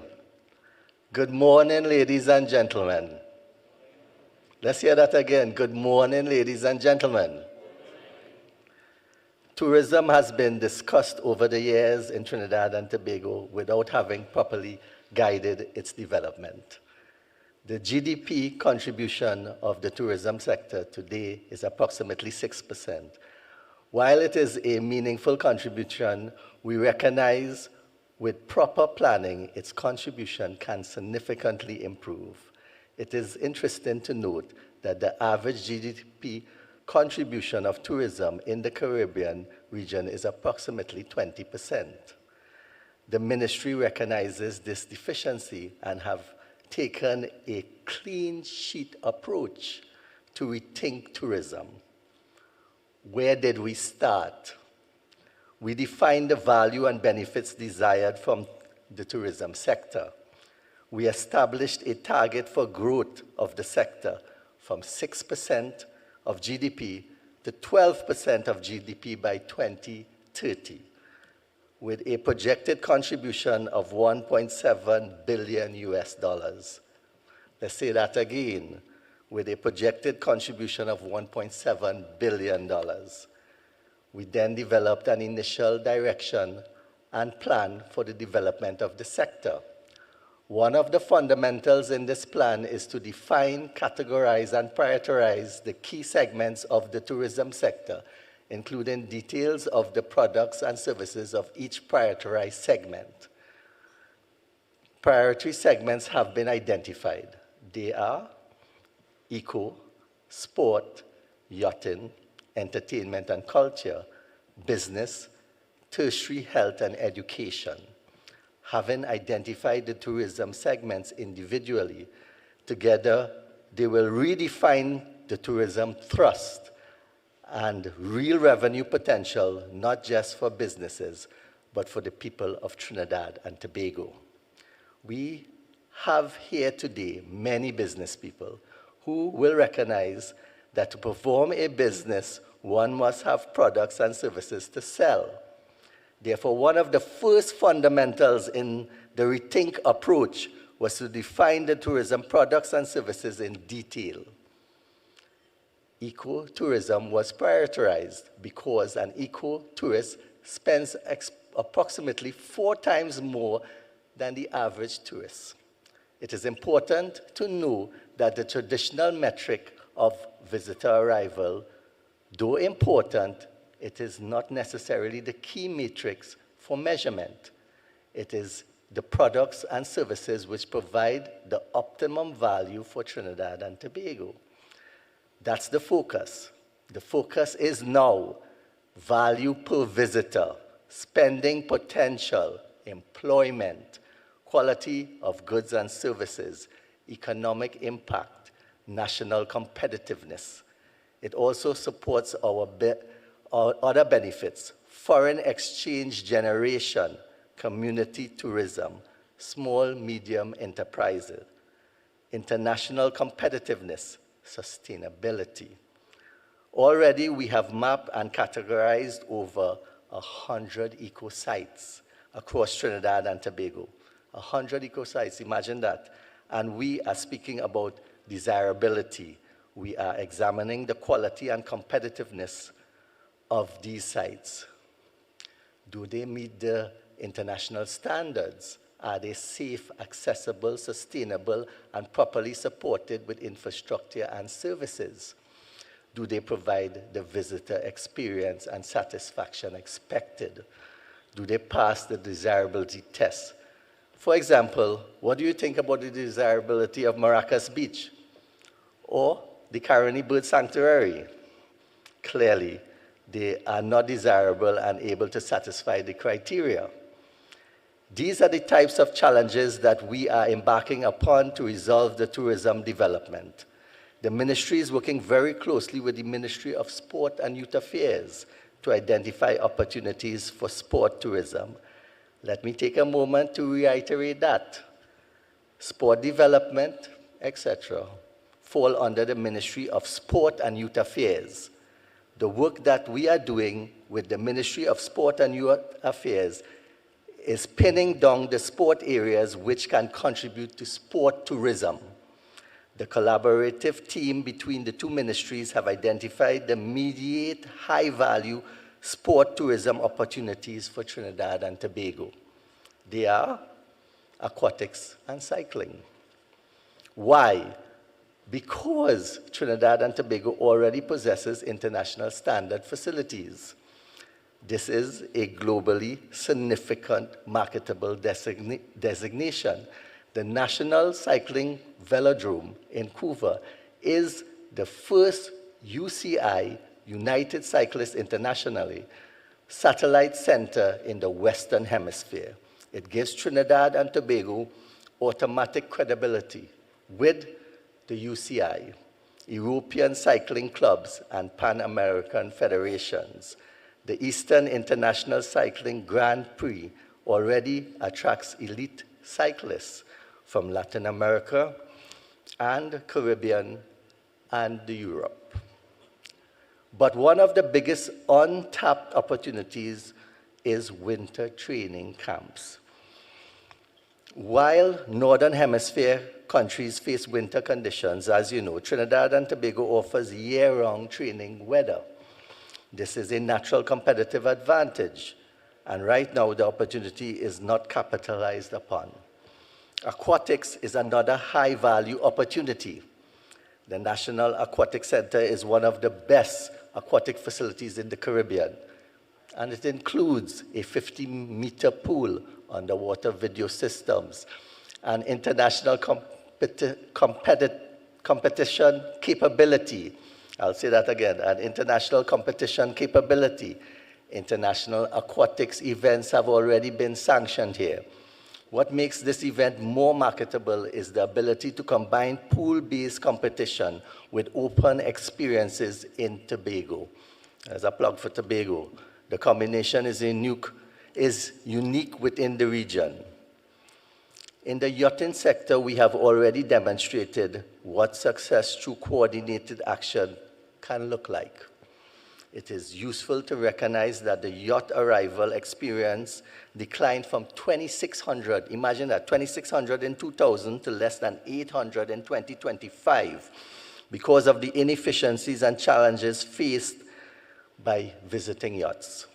The government recognizes the immense economic potential with the yachting industry, and the ministry has been actively addressing long-standing challenges while implementing practical solutions aimed at achieving a 100% increase in yacht arrivals in year 1 and 2. A sustained growth thereafter. Our target is to achieve 3,000 vessels arrival by 2030, an increase in foreign exchange earnings by US $200 million by 2030. The ministry is modernizing the sector through technology and digital transformation. A system that is dear to my heart is the Sail Clear system, and it represents a major step forward in positioning Trinidad and Tobago as a modern maritime and trade hub, reducing the processing time for yachting arrival from 4 hours to 15 minutes. Imagine that. We have done that, from 4 hours to 15 minutes. This system has already been tried, tested, and is scheduled for a launch in 2026. The launch of the new Port Health Office will reduce clearance times from 2 days to under 2 minutes. I'll say that again, from 2 days to under 2 minutes. These initiatives will significantly improve efficiency, transparency, and ease of processing for visiting vessels. We have identified the key segments which make up entertainment and culture. They are carnival, culinary, heritage, music, visual and performing arts, screen industry, film, publishing, literary, and gaming and interactive media. Have you seen entertainment and culture broken down like this before? We are working with key partners in building the product and services element for each of these segments. A perfect example is the difference in the target audience of the different types of fetes. Just take a look. We know fete. We really know fete in Trinidad and Tobago. My line minister always say, we know party better than anybody. And that is what we do best, we party. So we know fete. But there is a difference between fetes.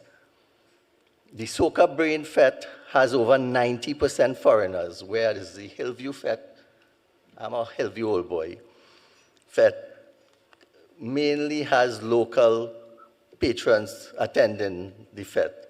There's a difference understanding of tourism value, and that is what we are showing here. I hope you are seeing the examples of the rethink. I also want to re-acknowledge that the ministry is fully integrated as our work is in investment is directly linked and supported to the tourism sector. We have 9 committed tourism accommodation projects in the pipeline that will result in an estimated 577 rooms and an estimated 741 permanent employment. These projects are projected to be completed by 2027, late or 2028.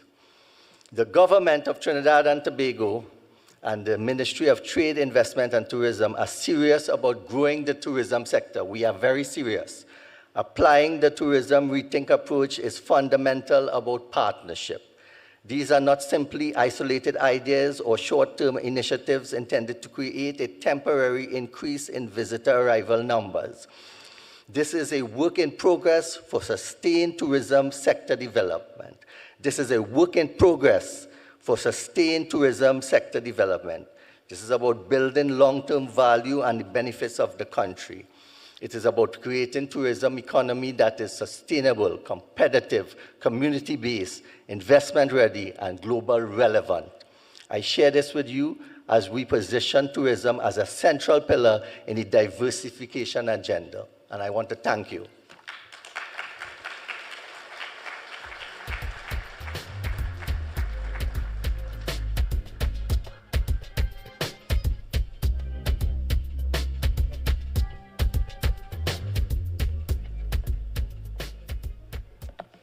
Special thanks to the Parliamentary Secretary, Ministry of Trade, Investment and Tourism. Thank you, Dr. Colin Neil Gosain, MP, for leading us on the tourism presentation.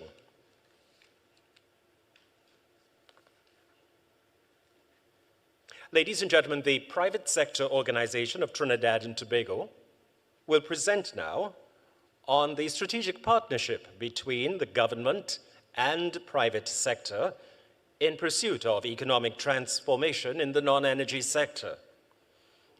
Launched in December 2025, the Private Sector Organization of Trinidad and Tobago is in the room with the weekly ministerial and ministry integrated meetings that focus on all the areas of delivery that has been shared this morning between the strategic objectives 10 for the ministry and the 12 strategic objectives shared earlier as it relates to trade facilitation. We are fortunate this morning to have with us the Deputy Chairman of the Private Sector Organization of Trinidad and Tobago. Please welcome to address you, Mr. Amjad Ali.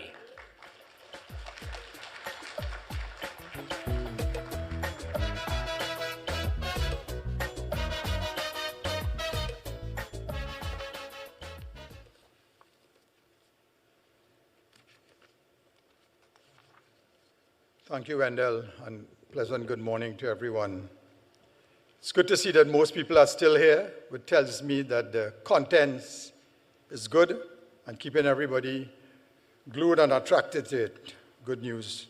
Honorable Minister, other ministers, Parliamentary Secretary, Permanent Secretary, fellow directors, leaders of industry, colleagues from the public and private sectors, members of the media, distinguished ladies and gentlemen. On behalf of the PSOT, I thank the Ministry of Trade, Investment and Tourism for convening this timely and important national conversation. Today is more than a report on activities.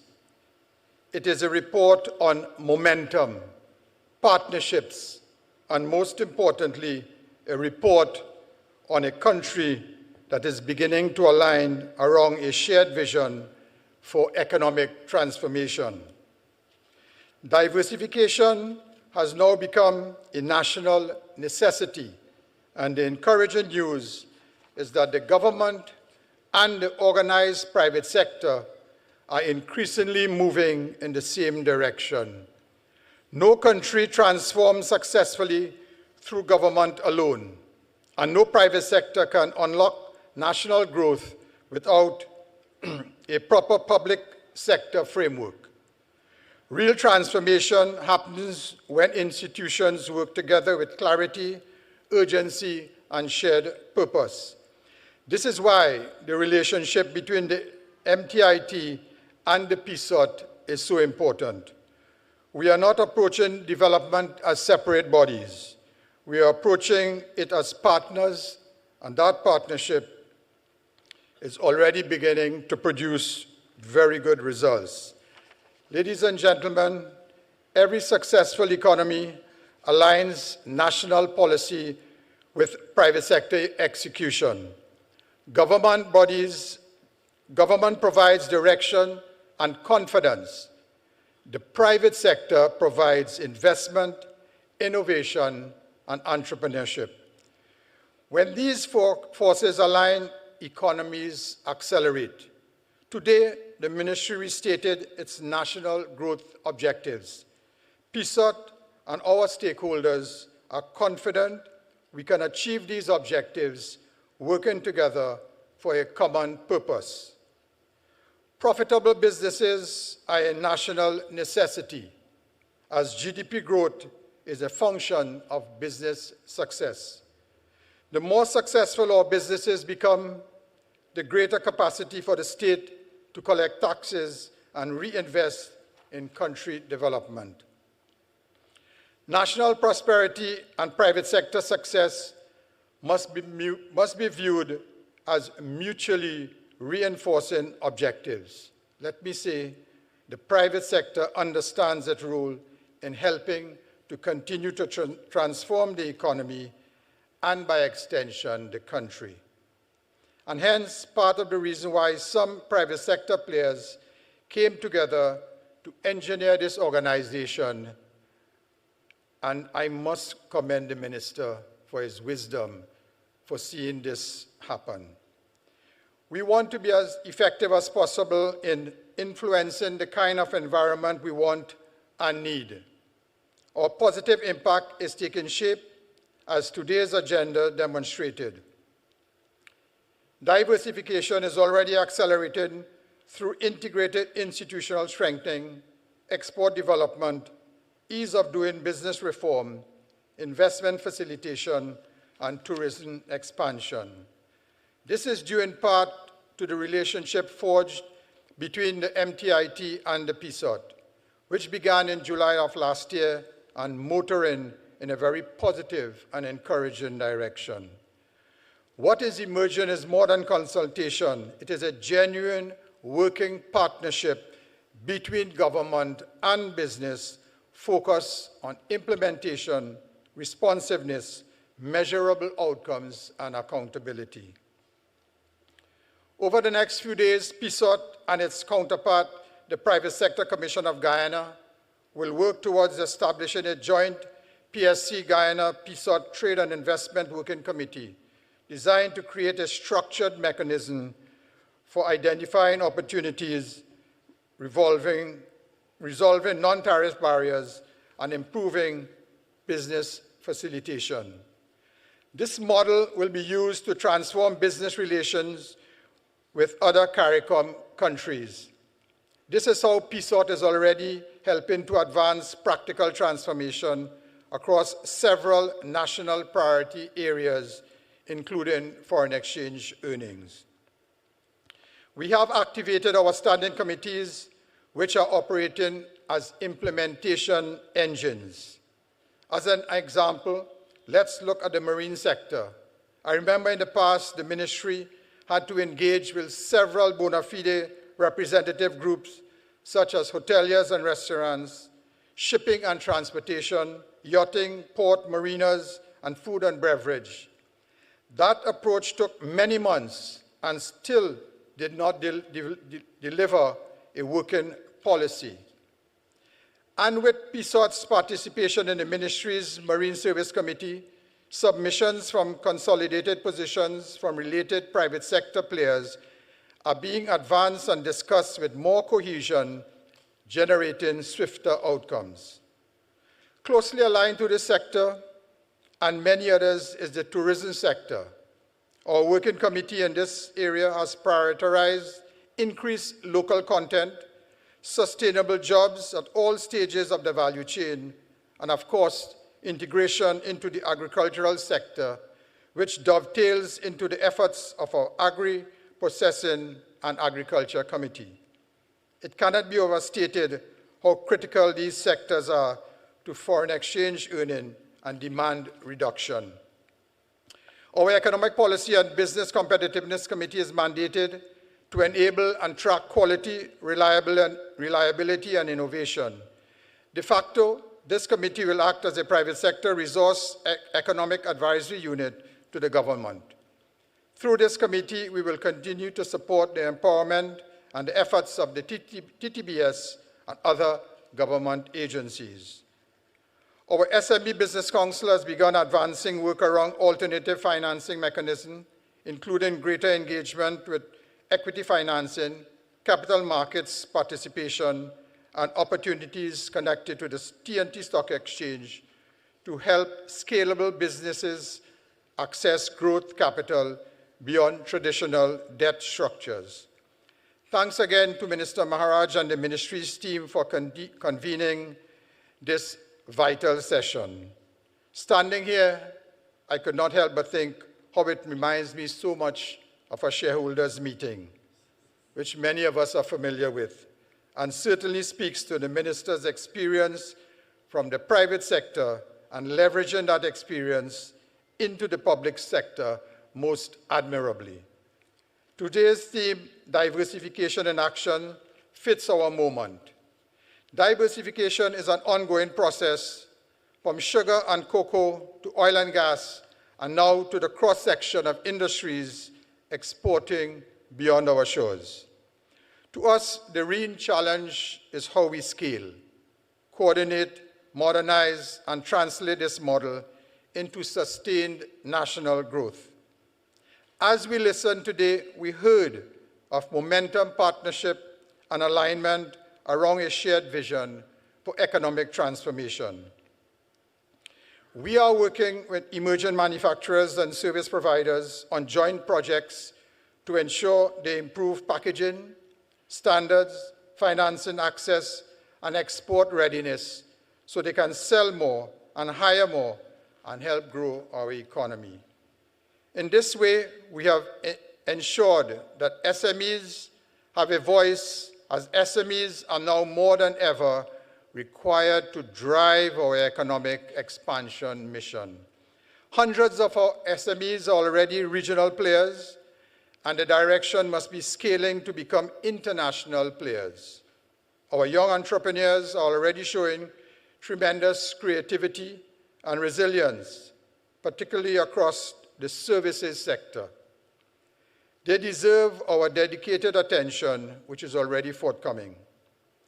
Our Human Capital Development Committee has been tasked to look at national manpower planning based on the projected needs of the private sector to inform academia and public sector initiatives. We are defining best-in-class approaches to leverage our world-class energy expertise, talented entrepreneurs, a highly educated population, and our untapped innovation to enhance our underdeveloped export capacity. This team is working alongside our Technology and Innovation Committee to create synergistic projects, as we all understand how technology can enable exponential transformation through fully leveraging our human capital. Together, this is how the private sector is investing in TNT, becoming a sector of excellence in the region for services and the knowledge economy. On the matter of ease of doing business, we are working with the government and multilateral partners on port and customs operating licenses, building approvals, and targeted SME financing. Our mission is to convert bottlenecks into bridges and silos into synergy. To continue this work, the PSOT has already developed a terms of reference for an ease of doing business committee, populated its membership, allowing it to convene from early next month. This will go a long way in enhancing our attractiveness for investment. The private sector will develop a baseline and standards that facilitate our expansion needs. This is the private sector doing its part to enable institutional strengthening that Minister Maharaj spoke about. And I could share a simple story as we're speaking about ease of doing business. You know, in India, some years ago, a gentleman died and he left his wife and a son behind. And they approached the ministry for pension. And after about 6 months, they kept going every week. The person at the ministry said, let's go for a chai, let's go for a tea. So when they went, he sat down and he told them, the file is on my desk. It has to go to the supervisor's desk for approval, but it needs wheels. And that is what we are hoping to do to stop the wheels with the ease of doing business, where everything becomes predictable. The recent IMF Article 4 report underscored the need to continue to drive export capacity through stronger private sector-led growth, investment, efficiency, export competitiveness, and digital transformation. These are precisely the areas where organized collaboration between government and the private sector becomes critical. Collaboration in the form of structured public-private partnership will assist the government in unlocking the value of underutilized and stranded assets, which we know are many, and we heard Siko speak about. Across the world, modern economies increasingly leverage this model through IPO structures to mobilize capital, broaden ownership participation, improve operational efficiency, and accelerate development outcomes. We possess substantial untapped assets whose value can be expanded through inclusive investment models that allow citizens, institutional investors, entrepreneurs, and the wider private sector to participate meaningfully in national growth and wealth creation. PSOT also supports such an approach for agencies involved in investment promotion, export facilitation, and destination marketing. Internationally, investment promotion agencies increasingly leverage private sector participation networks and commercial intelligence to accelerate investor confidence and market responsiveness. Competition for investment is intense. Investors today are not looking only at incentives. They are looking at responsiveness, approval timelines, digital efficiency, and coordination across agencies. The state cannot singularly drive investment in an increasingly competitive global environment. Investment attraction must become a country effort.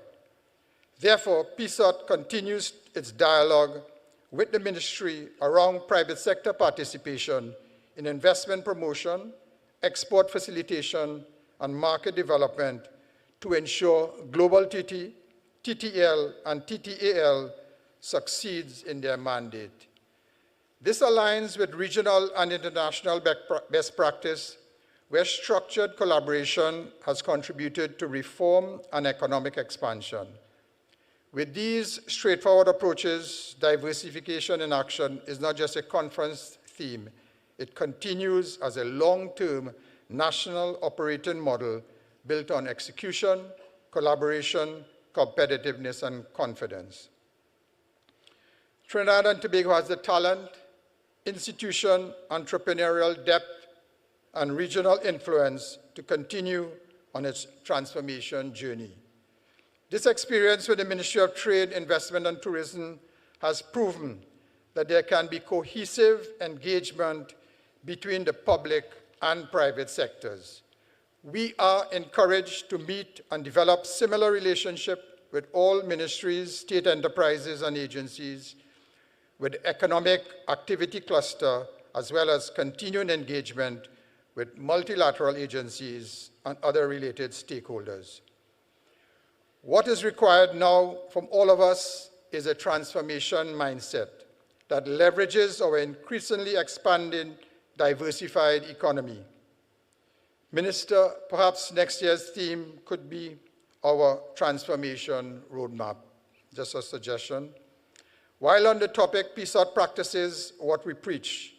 Internally, in our first 6 months, PSOT has transformed from a long-standing idea into an active and well-resourced entity. Our committee's work reflects the depth of expertise and volunteerism across our private sector and shows we are prepared to participate. I issue a call to the wider business community to move beyond observation, move beyond commentary, and become active participants in the national economic transformation. To those who have joined the PSOT, we thank you, and to those on the periphery, we welcome you to join us as we chart our way for enhanced economic and social transformation. Join our implementation committees and be part of this action-oriented movement. Allow me again to thank our first adopters who joined the PSOT, as well as our board and executive team, as we are on a pathway for national good, and we remain grateful for your support. And if I could just underscore what Candice said earlier, this experience for us by the private sector has been profound. I was the TTMA president in 1996, that's a long time ago. So I've been engaged with government for a long time. What we are witnessing now spells very good for the future, because I'll tell you, in all of these meetings, the minister, the parliamentary secretary, and the permanent secretary are present doing the work, and I think they deserve a round of applause.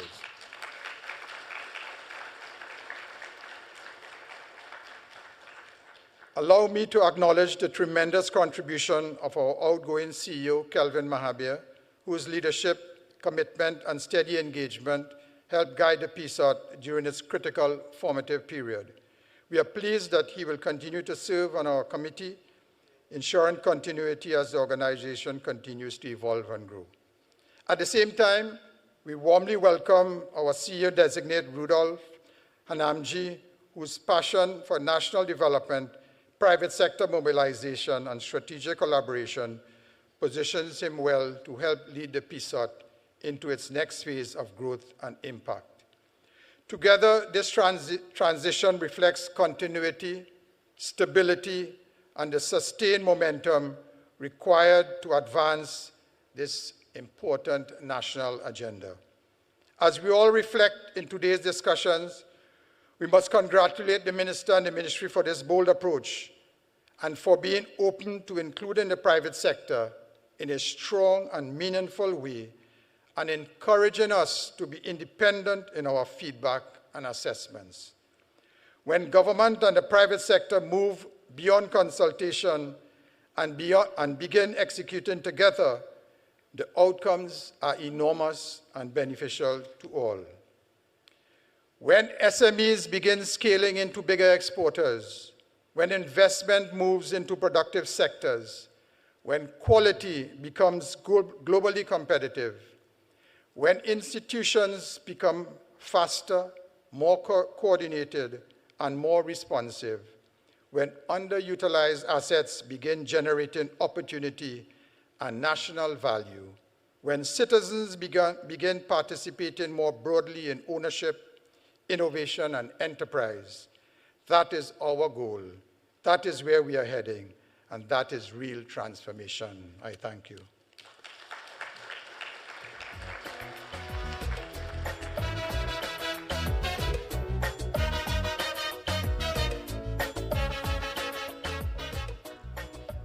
And our thanks to Mr. Amjad Ali, Deputy Chair of the Private Sector Organization of Trinidad and Tobago, for endorsing, confirming, and validating the involvement of the private sector with the government, specifically in alignment with the Ministry of Trade, Investment and Tourism's strategic objectives. Ladies and gentlemen, we're moving now into the question and answer segment, and for those who have contributed with their questions during the course of the morning, first, my thanks to you. One of the aspects of our program will include an ongoing response mechanism following this engagement and via the ministry's social media pages, etc. Many of these segments that have been presented this morning will form part of another set of messages and ongoing reminders of where the ministry is at. It's not every day that you get the full docket of the work that has been taking place at a ministry with many portfolios under its assignment. And it's not every day that you'll find the minister and his team ready to take questions as well. So I'll invite all on stage now, particularly Mr. Sekou Alain, Mr. Neville Alexander, Ms. Candice Lakan-Singh, and we'll be joined by Minister shortly. And thank you all for your contributions and your questions thus far. Fear not, for those of you in the room, we will leave at 12 noon. Fear not, for those of you on TV, we'll be gone by 12 noon as well. So thank you in advance. Now, by all means, relax. It's easy for us. Here we go. This is more like 20 questions, guys. So enjoy. Yeah, there can be no wrong answer. You do not have the opportunity to phone a friend. Here we go. So a question on investments. How much of your targets are in the revitalization plan or are related to government's revitalization plan? Thank you. Thank you for the question, Wendell, and whoever posed from the audience. The targets cover investment, private sector investment, both foreign and local, in the non-energy sectors that we would have mentioned in the program: aviation, manufacturing, logistics, etc. My understanding is that the revitalization program covers, by need, public investment, we are focused on private, foreign, and local investment across non-energy sectors. Thank you. Here we go now.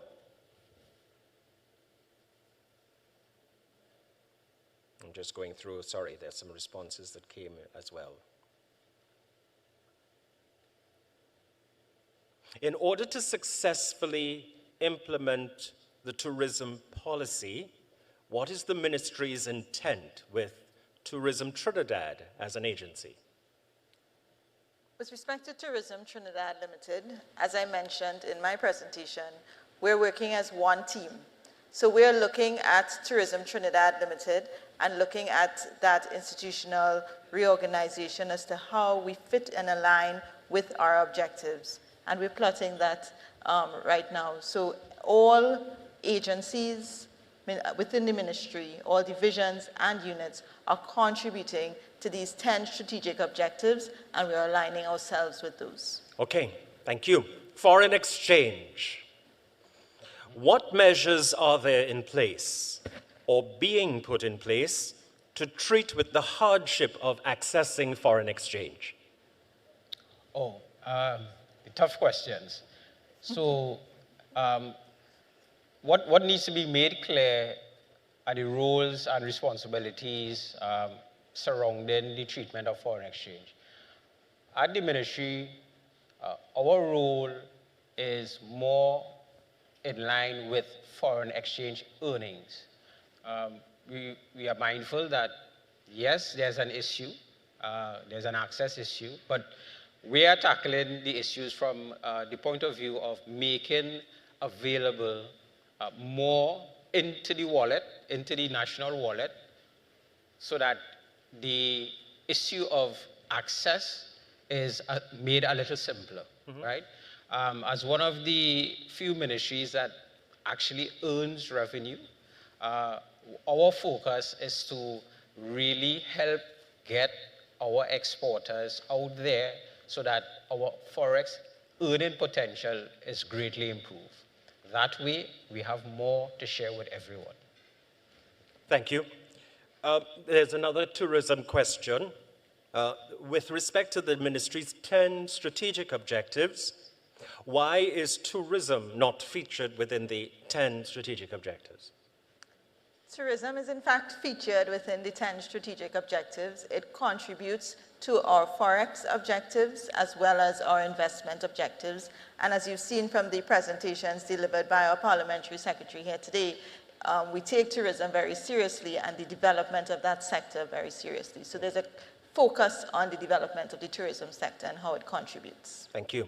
Statistical data is imperative to make informed decisions. Import and export data is available from the ports and customs, but this data is, they say, inaccessible. What are we doing to make this information available without compromising market-sensitive data, information such as major trade lanes and commodities should be shared? This will allow stakeholders and shipping and maritime service providers to make more informed decisions. Would this be possible?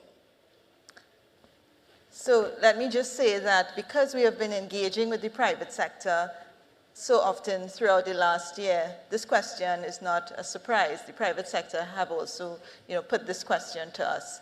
In terms of data and availability and ensuring that the sensitive data is not shared, we have our TT BizLink platform on which the Trade and Business Information Portal provides that particular data. Through our ITC, International Trade Center, trade maps, such as the Export Potential Map, that platform will provide that data as well. We're also executing the Port Community System, of which the Maritime module was launched, and that will allow us to map shipping lanes, and we can match those shipping lanes against the commodity data, and then without sharing any sensitive data, provide that data to the private sector. And as you heard through the presentation by Alison in the Ease of Doing Business, the reform would include AI and how we use AI to map data analytics. So all of this combined would help with that issue. Thus being able to remove sensitive data but still have a dashboard that is available for the general business shipper, etc. Okay. We know that foreign exchange stakeholders, we know that foreign stakeholders entering an unregulated real estate market spend months performing exhaustive due diligence just to verify local partners and property assets. This seems to be directly undermining our national goal of speed to market. How can Global Trinidad and Tobago and the Ministry, by extension, collaborate with regional business chambers to create a unified, verified registry of commercial and real estate assets and local joint venture partners? I'll stop at that if you want to answer at this point. It's actually a quite important question. One of the main areas that the Ministry of Trade, Investment and Tourism, as well as Global Trinidad and Tobago, is focused on is ensuring that we have the appropriate spaces and places for investors to be able to execute on their investments. And part of their due diligence process is looking at land, building, etc., that they would have access to. You would have heard me talk about the underutilized assets. So one of the intent there is to package some of those underutilized assets to make land available for investments. And there are specific sectors, particularly manufacturing, digital services, where we've identified and prioritized to ensure that we work on seeing that economic benefit come from public assets and joint venturing with private sector to make those available. As well, Global Trinidad and Tobago does maintain a real estate database of existing office, commercial, and land space that is existing now. And through the Ministry of Trade, Investment, and Tourism, we coordinate with other bodies that have access to that land. The extent to which we can further collaborate and we can further partner with private sector to ensure that that investor due diligence process, as described, taking months, is minimized through, I believe what was suggested was a database. We can look at the database that we have now, working through our public and private sector partners to ensure that that database is verified and that we can make it easily available to investors during their due diligence process. So it is a great, great suggestion, and we look forward to working with private sector to do so. Thank you. Minister, we'll invite you on at this time. There is going to be a question once you're settled on stage. In the meantime, is the $2 billion US redistributed to banks in Trinidad and Tobago? I asked the question as I received it. Please don't blame the messenger. Well, what I can say is that we try to earn it. The distribution, the allocation, that's elsewhere, all right? So once we can do our job well and earn that $2 billion, I think we would have done well to make it available. Who and what? Elsewhere. Thank you. May not have been the exact answer that you wanted to hear. No, I mean, Minister? You know, I don't think people appreciate 20% of the foreign exchange that comes to the country goes to the central bank. 80% goes to the commercial banks. So if you are $2 billion in export earnings, will come into the commercial banks. That's a natural place it comes into. I don't think we need to elaborate further. Business is business. There's a question specifically that focuses on security, national security. For both tourism and investment, confidence in national safety and security is critical. Amongst the identified cross-ministerial collaborations, strategic engagement with the national and homeland security ministries was notably absent. How is crime being addressed strategically to support investment and tourism plans?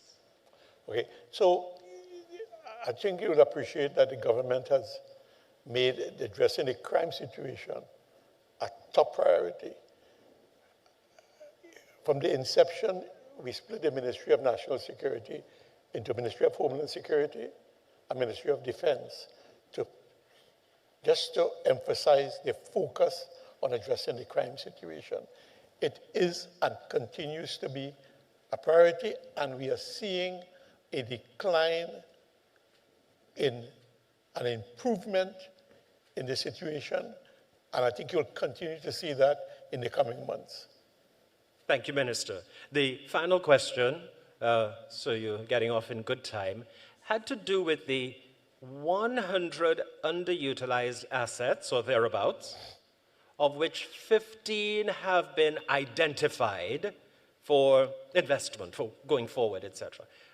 Is the ministry constraining its focus to only those 15, or is that just the first phase or first tier, as they say, of other of the investment of other underutilized assets? Good question. That is a first tier. We have quite ambitious targets, 3 billion in 2 years, 9 billion in 5 years. And so naturally, we would prioritize those assets that we believe are most packageable as investments in the short term. Those are the 15 that we're looking at, and there may be a subset of that that would be issued in the first instance, obviously in collaboration or with going through Office of the Procurement Regulator. Beyond that, we continue to look at other assets that we can package for private sector involvement. Great. Thank you, each of you. Perhaps just a closing sentence or two in light of your contributions and the integrated work of the ministry. Mr. Alain, I'll start with you. Global Trinidad and Tobago, as Trinidad and Tobago's Trade and Investment Promotion Agency, looks forward to continuing to coordinate it through the Ministry of Trade, Investment, Tourism, and working with private sector in issuing and packaging the investment opportunities, facilitating investment, and converting that investment into real economic opportunity through investment commitments. Thank you, sir. Mr. Alexander, from a trade facilitation standpoint. Right. Firstly, to exporters, we want to let you know that we have taken a new approach. We want to hear from you. We want to support you. So we have a vehicle through which you can engage the ministry. I invite you to join the Peace Hut in the first instance and come, let us support you attain your targets. To the consumers, buy local, build Trinbago. Build Trinbago. Thank you, sir. Ms. Lakhan Singh, you are passionate about strategy, and that's one of the areas of your portfolio. So with respect to the 10 strategic goals that I've presented, the ministry has presented how it is invested and how it is committed to achieving those goals, all of the strategic objectives that we've set out. We would like to invite you, the stakeholders, everyone in this room, everyone that's listening, to partner with us to achieving these goals. This is how we will attain our targets and succeed in terms of diversification of Trinidad and Tobago. Thank you, Ms. Lakhan Singh. You can applaud by all means. They say you must save the best for last. Well, he was the best at the start by welcoming you to this morning's presentation. And may I acknowledge the presence of the Minister of Agriculture and Fisheries who joined us during the course of the proceedings. Minister, thank you for making time and being with us today. And to each of our respective ministers that are here, including the Minister of Labour, Micro and Small, and the list goes on, yes, and all others that are also present. And as well, our representative of Tobago, and specifically Tobago East, right? Sun rises in the east. And thanks, of course, to the other representatives. For the closing of this morning's Year 1 report from the Ministry of Trade, Investment and Tourism, I give to you once again the Minister. Please welcome Senator the Honourable Satyakama Maharaj.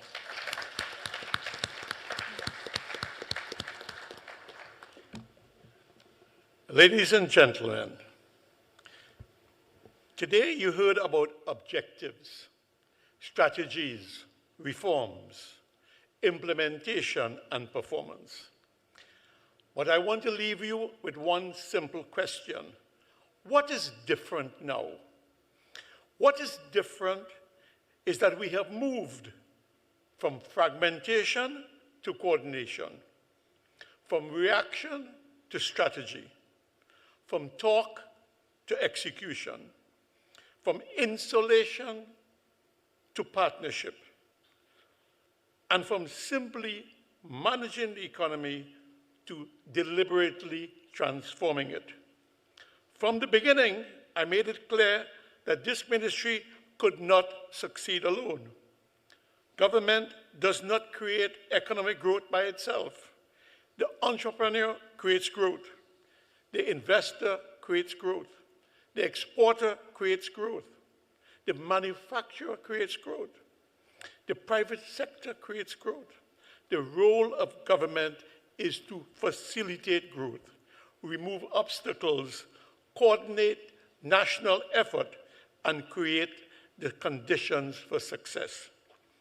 This is why one of our earliest priorities was encouraging the establishment of the private sector organization of Trinidad and Tobago. And you heard a presentation from Mr. Amjad Ali. Because transformation requires partnership and alignment. For the first time in a very long time, this ministry is operating with clear objectives, structured implementation, measurable accountability, coordinated execution, and disciplined performance management. That is different. For the first time, we are strategically focused on expanding exports, facilitating investment, transforming tourism, improving the ease of doing business, strengthening local enterprise, improving national quality standards, and unlocking underutilized and stranded national assets. That is different. For too long, people spoke about transformation without execution. Today, you heard not only about plans, but about systems already being implemented, reforms already underway, and measurable action already taking place. That is different. And perhaps most importantly, for the first time in a very long time, there's an alignment between government and the private sector, alignment between strategy and execution, and alignment around national mission of economic transformation. Ladies and gentlemen, none of this would be possible without leadership that understands the importance of vision, coordination, execution, and national partnership. I therefore wish to recognize the inspired leadership of the Honorable Prime Minister, Kamala Persad-Bissessar, whose support and national vision continue to provide a foundation and direction for this transformational process. That leadership is different. Transformation does not happen overnight, but nations change when vision becomes action, when planning becomes execution, and when people begin to believe again. We are rebuilding that belief. We are building momentum. We are building a more competitive, more productive, and more resilient Trinidad and Tobago, not through slogans, not through politics, but through vision, through partnership, through discipline, through execution, and through performance. This transformation process has begun, and we will continue to report to the population openly, transparently, and accountably as we move forward together. I also wish to thank all of you for being here today, members of the diplomatic corps, the private sector, our stakeholders, partners, members of the media, and the national community for your continued engagement and support. I also extend sincere appreciation to the staff of the Ministry of Trade, Investment and Tourism, and all those who worked to organize today's presentation and support the ongoing work of the ministry. Because the future of Trinidad and Tobago will not be built by chance. It will be built by leadership, partnership, discipline, and the determination of our people. Ladies and gentlemen, we are not waiting for the future. We are building it. Thank you very much.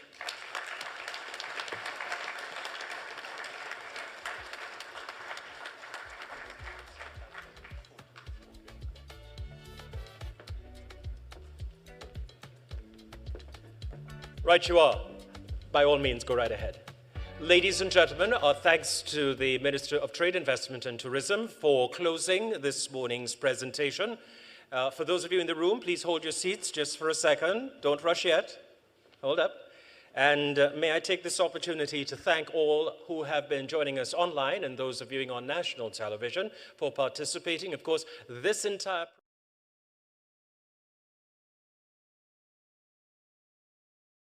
there'll be further interaction based on questions raised in the room and questions coming from the general public that we will facilitate as the Ministry of Trade, Investment and Tourism embarks on this next year of continuous engagement with its stakeholders. On behalf of the Minister, the executive team, and all of the Ministry of Trade, Investment and Tourism, we thank you for viewing and wish you an onward good day.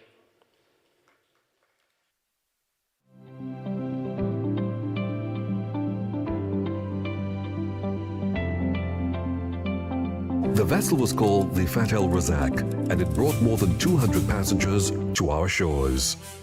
Between 1845 and 1917, over 140,000 Indians came to Trinidad under the indentureship system.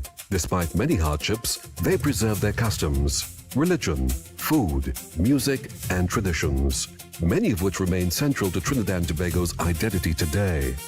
Indian Arrival Day celebrates that enduring legacy and the generations who helped build this nation. Indian Arrival Day commemorates the arrival of the first Indian indentured laborers to Trinidad aboard the Fat El Razak on May 30, 1845. This Indian Arrival Day feature was brought to you by Talk City 91.1 FM, the leading talk station Protect yourself in Trinidad from electric and shock Tobago. or death. Before conducting repairs close to overhead lines or the point of connection to your home, contact TN Tech to request a temporary disconnection. When driving tall vehicles, ensure they do not exceed 15 feet. Do not lift lines to allow vehicles to pass. When carrying out underground works, contact TN Tech's area offices to ensure there are no underground conductors and cables before digging. At TN Tech, safety is our priority. Saturday, June 6th, we head to Desperados Pan Theatre for We Jammin' Still. That's right, we jamming at Desperados Pan Theatre, number 6 to 8 George Street, Port of Spain, with performances from Republic Bank Exodus, Kuva Joylanders, BP Renegades, Massey Trinidad All-Stars, and Desperados Steel Orchestra. Also featuring the Prison Service Band, Stiggy Rankin, and surprise guest artists. Gates open from 5 p.m. Showtime 6 p.m. Tickets $150 in advance, $250 at the door. No coolers allowed. Tickets available at all participating bands. Saturday, June 6th, we head to Desperados Pan Theatre. We jammin' still.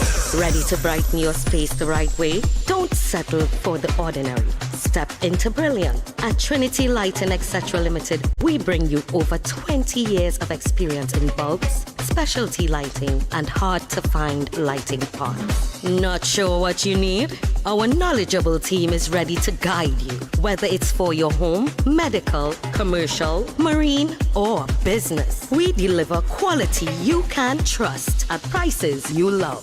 Visit us today at 123 Western Main Road, St. James, or call us at 628-8373 or WhatsApp at 461-8620. Check us out on email at trinityetc@yahoo.com. Trinity Lighting Etc. Limited.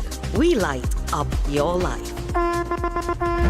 Buried in the rhythm, hidden beneath the soil, sleeping within the spirit of Tobago, something awakens. On Friday, 29th May, Tobago Carnival 2026 awakens. Awaken to the sounds of mud, mass, music.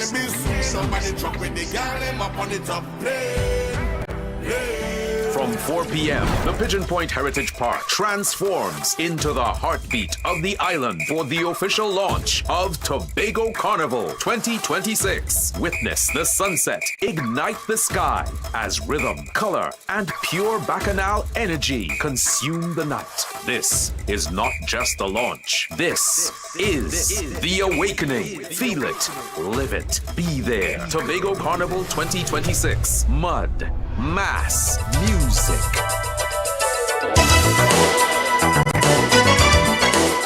The winning numbers in the National Lottery online draws for Wednesday, 27th May 2026